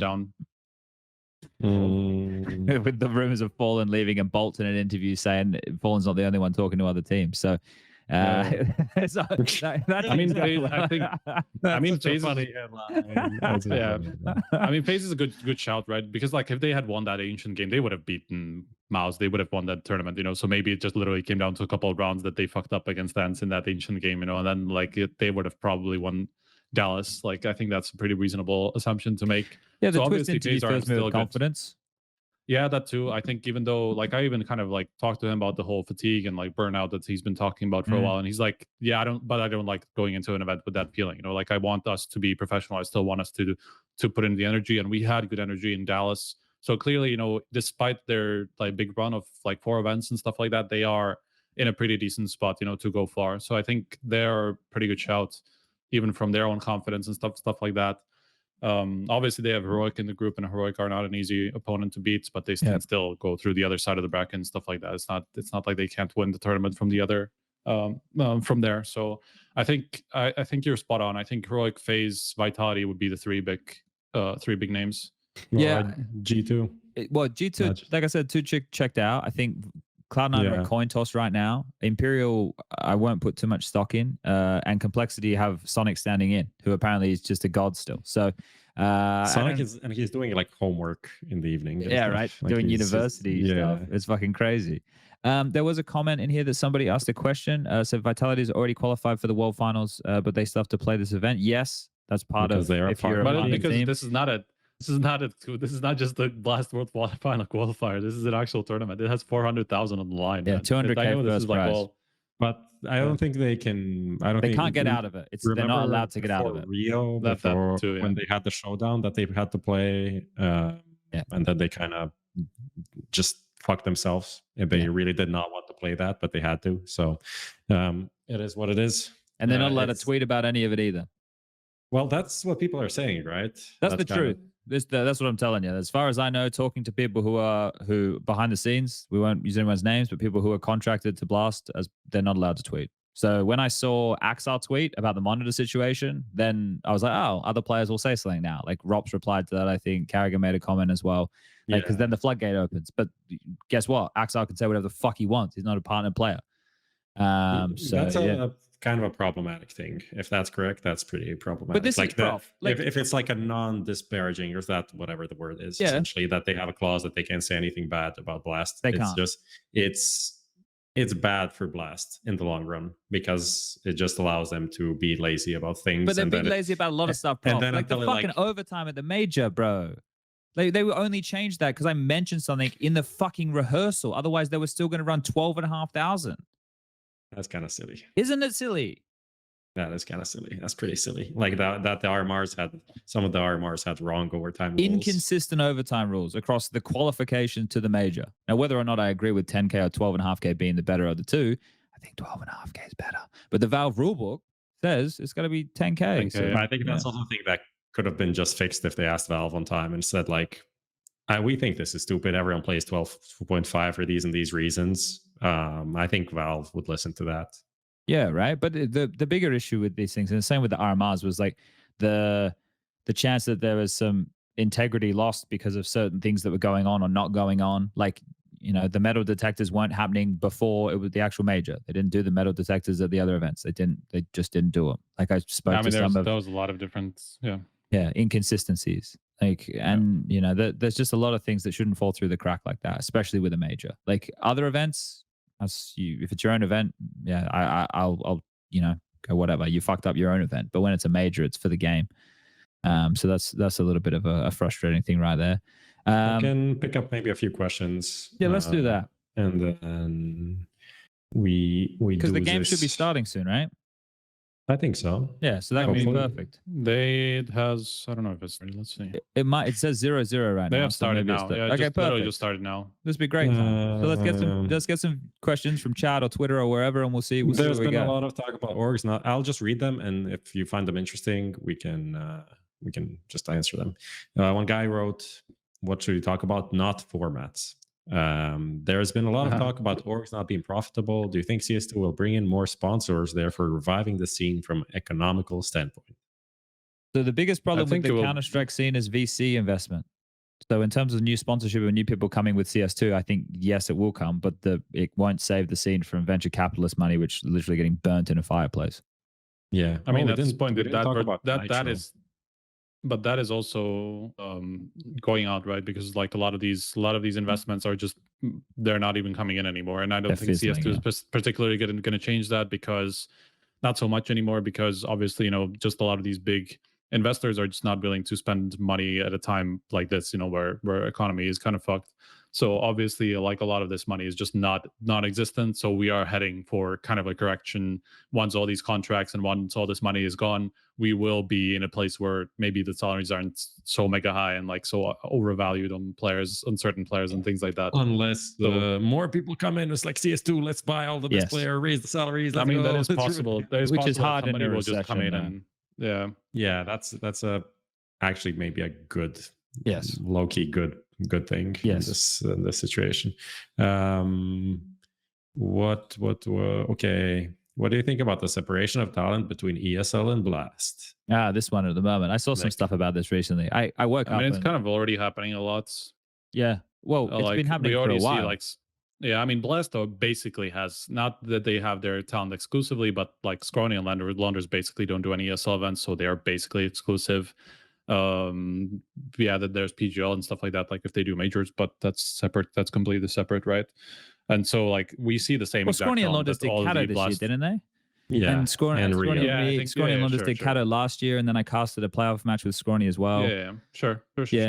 But still, like, it's Blast on is kind of the same all the time, so it's not like it's a big surprise. It's more like that nobody from the outside ever gets any invited to those events, and potentially, you know, the major. There was like the report from Richard, right? Well, I don't know. I don't know what to think about this. I don't know the exact details. I know, Chad, you probably know a lot, but well, the politicking side of it that was brought up, right? I haven't read all of Richard's article because it came. I think it came out yesterday. And I'll be honest with everybody, I slept for a good 10 to 12 hours and I've been feeling a bit rough, but we're getting back together. So some of the stuff in there, so like trying to split me and Alex up, that's true. They tried to get me and Alex to do like more of our traditional roles. They tried to split up. I should ask, I won't mention this is not my place to do so, but they tried to split up another very popular duo, and not even have one of them there at all. I don't know if they would care if I said anything. I don't think they'd care, but I don't know. I'm trying to work out. No, they won't care. I don't think they'll care. They tried to split up Harry and Hugo. That wasn't good. And then they didn't have Harry and Hugo cast any playoff games, which also sucked. But yeah, like that stuff right there. I don't know. This is what I'm telling you guys, man. I understand. I'm not even trying to understand the point, to be honest, behind that. Like, why? Like, what good is it for you that you will split up like, how is it good for ESL that you will split up their casters? Like, I don't even understand the logic behind it. Well, the thing is, Harry and Hugo aren't they're not in a similar position with ESL as what I'm in, and I'm not even in a position with ESL where I can only work ESL events. I can work whatever I want. Anybody who contacts me to work, I can work for them. Essentially, like what I have with ESL is, if ESL have an event on, like IEM Dallas, and they say, "Hey Chad, do you want to work it?" and I go, "Yes," like that was already predetermined. I didn't have to have that whole conversation of, "Hey Chad, do you want to work it?" It was, "This event is on, you can work it," and I go, "Okay, I'm going to work that event." Like it was already, we've already discussed which events in the year that I'll be doing. And then if it gets to the point, let's say there's an event later in the year, and I say to ESL, "Hey guys, sorry, I don't think I can make this one." They go, "Okay," and they just won't pay me to do the event. Like, so Harry and Hugo don't have that similar type of relationship that I have with them, but I can still work for anybody that I want, as far as I'm aware, right? And I have done. I've still do the podcast with you guys. I do my own projects. I work for PGL. I work for Blast when they want to hire me. But yeah, like with the Blast stuff, when they were going to split me and Alex up, at that point, I left it all in Alex's hands. I left it all in Machine's hands at that point, because as soon as they suggested that, I said to him, "Hey, look, I understand your product, everything like that. You can do what you want to do, but I don't want to do that. I would prefer to commentate. And if you don't want me to commentate, that's fine. I won't work the event," right? Because I didn't want to take a spot away from someone else as an analyst who wants to do that as their job at the moment. I didn't think that would be fair. Like if I go and take someone else's gig. He doesn't want to think Janko's place. Spoiler alert. Yeah, prop just took it, right? But yeah, like I didn't want to be like doing that to take away from positions from my friends, for example. Or because Blast didn't want to use me in my preferred role. Like you just don't want it for the money, is what you're saying. Is like that's not what's important. Yeah, I haven't sent an invoice in a very long time to ESL, so like the money a big. So you're not even the ESL shill because you're not even getting money from yeah, well, that's me being lazy, but yeah, I don't know. The only the money for me is great, like to get to work and do this job and everything like that is fun. But at the end of the day, like I am thinking about putting on a good product and a good show, and what we can do from that perspective. So it's I don't know. I just look at all the stuff around the moving on. Yeah, no, we can stay with it. I think my opinion, the major is one thing, but then the other events, like I don't really mind if people want to, Blast wants to have their set of people for all of their events and not have them do other events. If they're going to pay them for that and they're going to compensate them by these people knowing like, oh, I'm doing all of these events in the year and not having to wonder like 1 week before the event if they're going to be called or not. Like it's a business, why the fuck, like that is how things operated, like with ESL 5-6 years ago when like Machine started. Like he was just an employee, but he was insanely underpaid for what he was doing, right? But if people are going to be paid adequately, then I don't mind. I don't think exclusivity of talent is a bad thing, of course, with the caveat of like majors being free for all. Like that should not be a thing, that because there's just so much work that it should be spread around. But yeah, I don't know. It's fine. No, it's whatever. Well, I think there's a bit of there's this hype about talent that it's like super important when it's important, but it's not as important as the players and the games and the teams. Like it's good. I mean, as long as you get one of the big ones, you're fine. Yes, we have like 4 great caster duos, so you don't have to have Chad and Machine for your event to be relevant. You don't have to.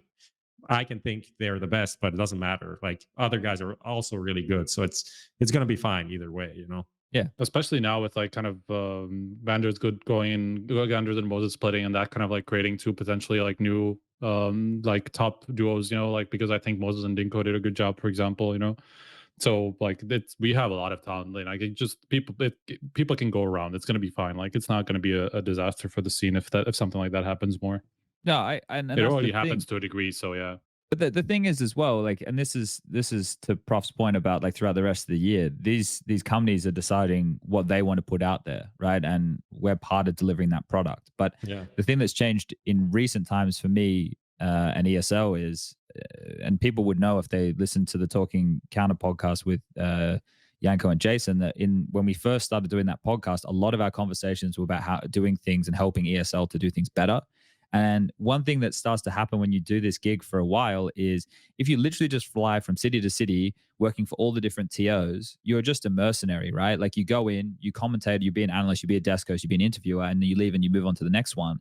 And something that I think, a lot of my colleagues, a lot of the guys I'm really close to all have a similar feeling of, is we want to contribute more to the broadcast than just being like an analyst or a caster. We want to come up with ideas of ways that we can get more out of players, or what we can interview them about, or how we could do a segment a little bit better. And that right there also gives your life a little bit more meaning. Because honestly, boys, like, to just fucking be a mercenary flying from event to event, you don't ever feel part of it. Like, you feel so on the out, like you feel ousted. You also get, I mean, you can do it for a while and you can be okay with everything that's happening, but it's also kind of frustrating if you're not, like, for example, you can have a shit part of the production that is just shit and makes your job shittier, and you can't really talk about what you want to talk about, or, the cooperation with certain people, like on the desk doesn't work, and you're just, if you're a mercenary, just do it. But after a while, it feels like you're wasting your time and you're not really, achieving anything better. And same, like, oh, maybe the interviews are bad. Maybe you'd want to like work with the guy that's doing interviews, tell him like what you could use on the desk, because his interviews, without it making sense for you guys, doesn't really add anything. Like, he should ask questions that we can use. Otherwise, it's kind of no point. And then just making that flow better it's a whole. The difference between just a show and like an amazing show is there's so much small things that you need to do.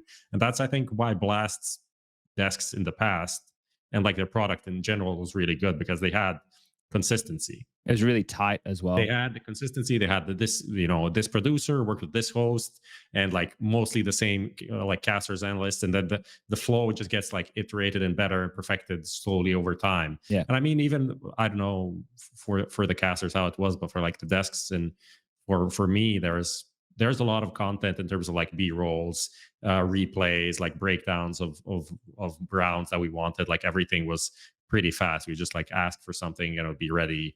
Highlight packages and shit like that. So, and you can't really come into an event and first time know everything how it works. That's why I think like the consistency of some talent makes sense. It does make sense to have like doesn't have to be 100% every time the same people, but like having a core does make the product better, in my opinion.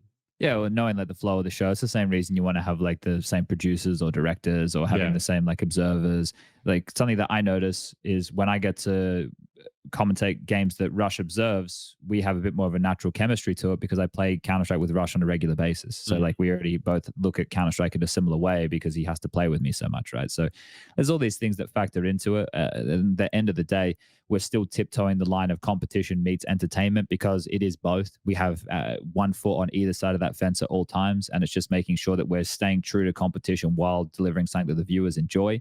And that's the end of the day, right? Like, everybody wants, everybody involved in Counter-Strike, for the most part, I would imagine, wants Counter-Strike to grow and get better. And getting there is the hardest thing, because none of us know the correct direction. We all have ideas. Everybody has suggestions. Everybody thinks they know best. And we're just trial and error through all of this, and we'll see where we end up. So we'll see what happens. We didn't talk about Nitro.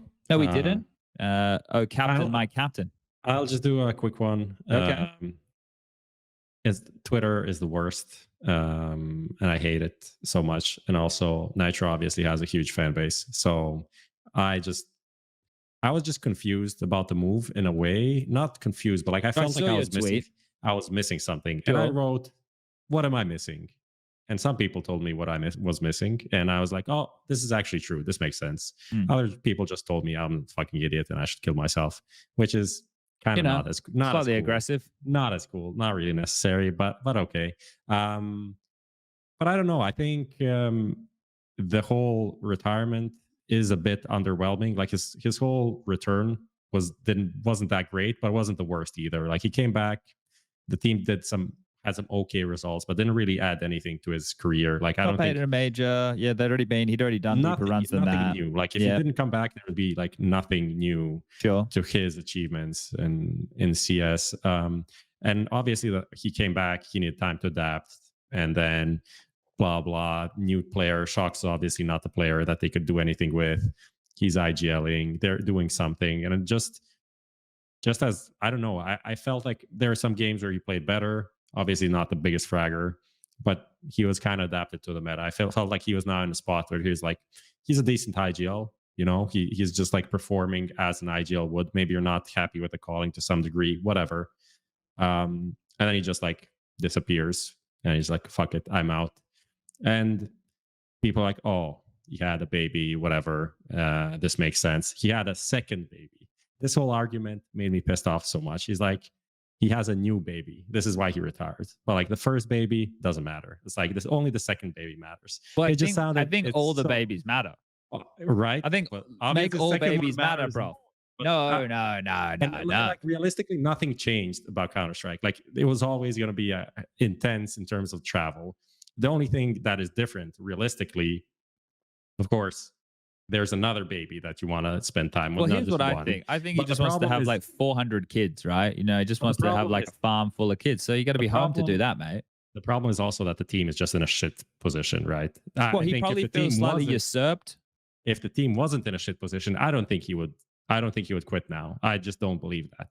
I think like if things If were they were working, top I don't two at the know. major. I don't know, man. I don't think so. I think that's like the thing that really just pushes you over. And with CS2 coming, is like you need to put in even more time. So Well, I think it all adds up. I think everything that you're talking Yeah. about here all adds into this. And I don't even think I think like, yeah, maybe he's not enjoying his time the most on the team the way it is right now. And maybe if results were better and the team was succeeding more, that maybe he wouldn't have retired just yet.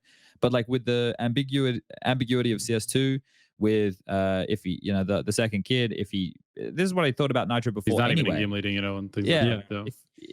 I always thought he was going to do this. That's why I thought he played Valorant, is to spend Yeah. more time at home in the States, But right? that's why the return was just confusing, right? But to be I fair, guess didn't he bring them people- into a better position where they were before he returned? I mean, yeah, they were. So I'll yeah. give him that.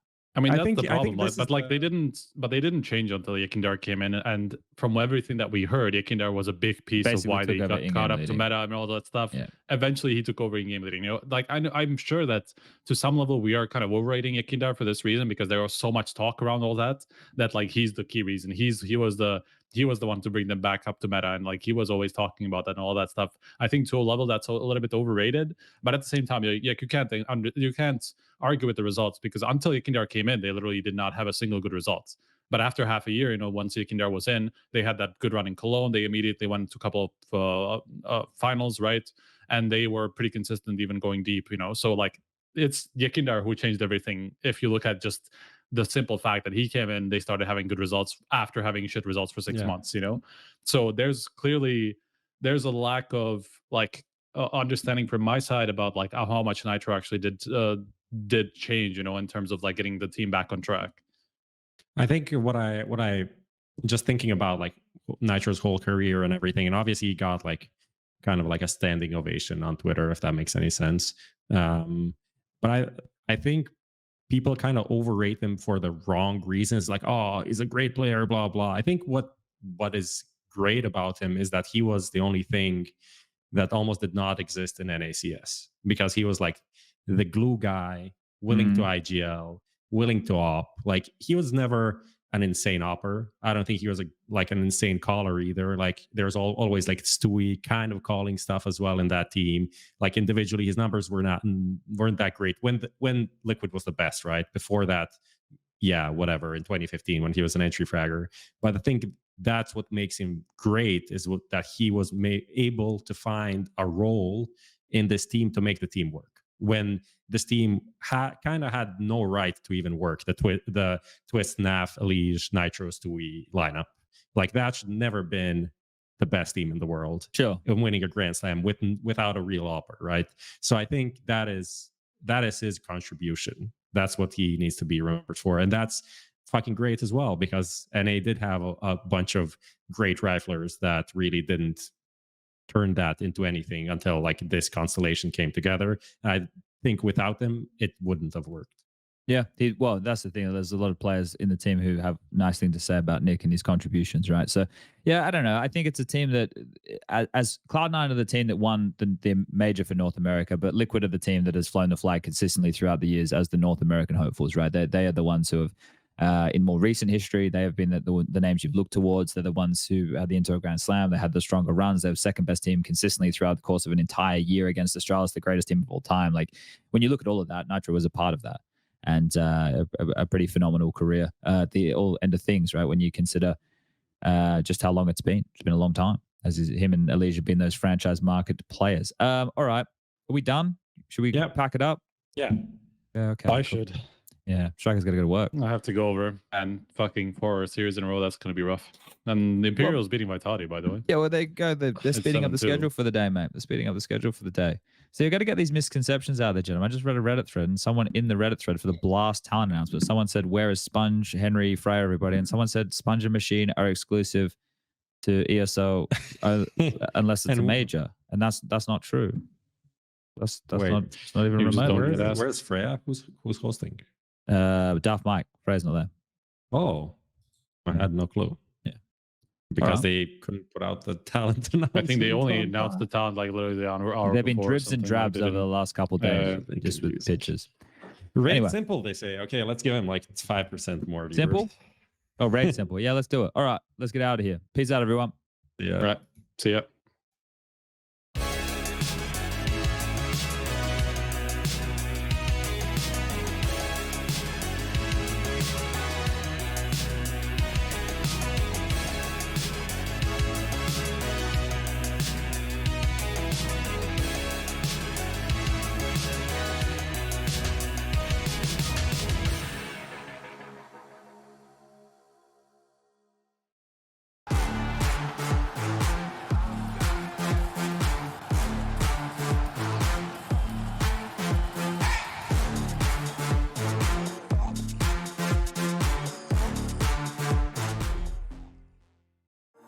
Finally, I found what I was looking for.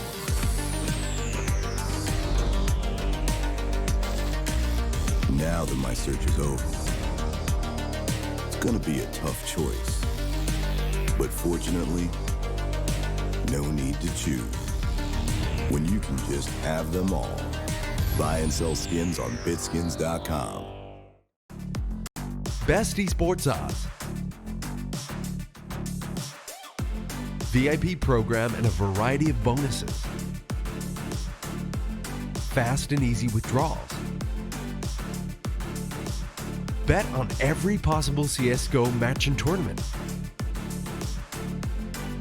as well as any other esports game. Only on 22Bet. It's a good vibe, train, train, train, train. It's a good vibe, train, train, train, train. It's a good vibe, train, train, train, train.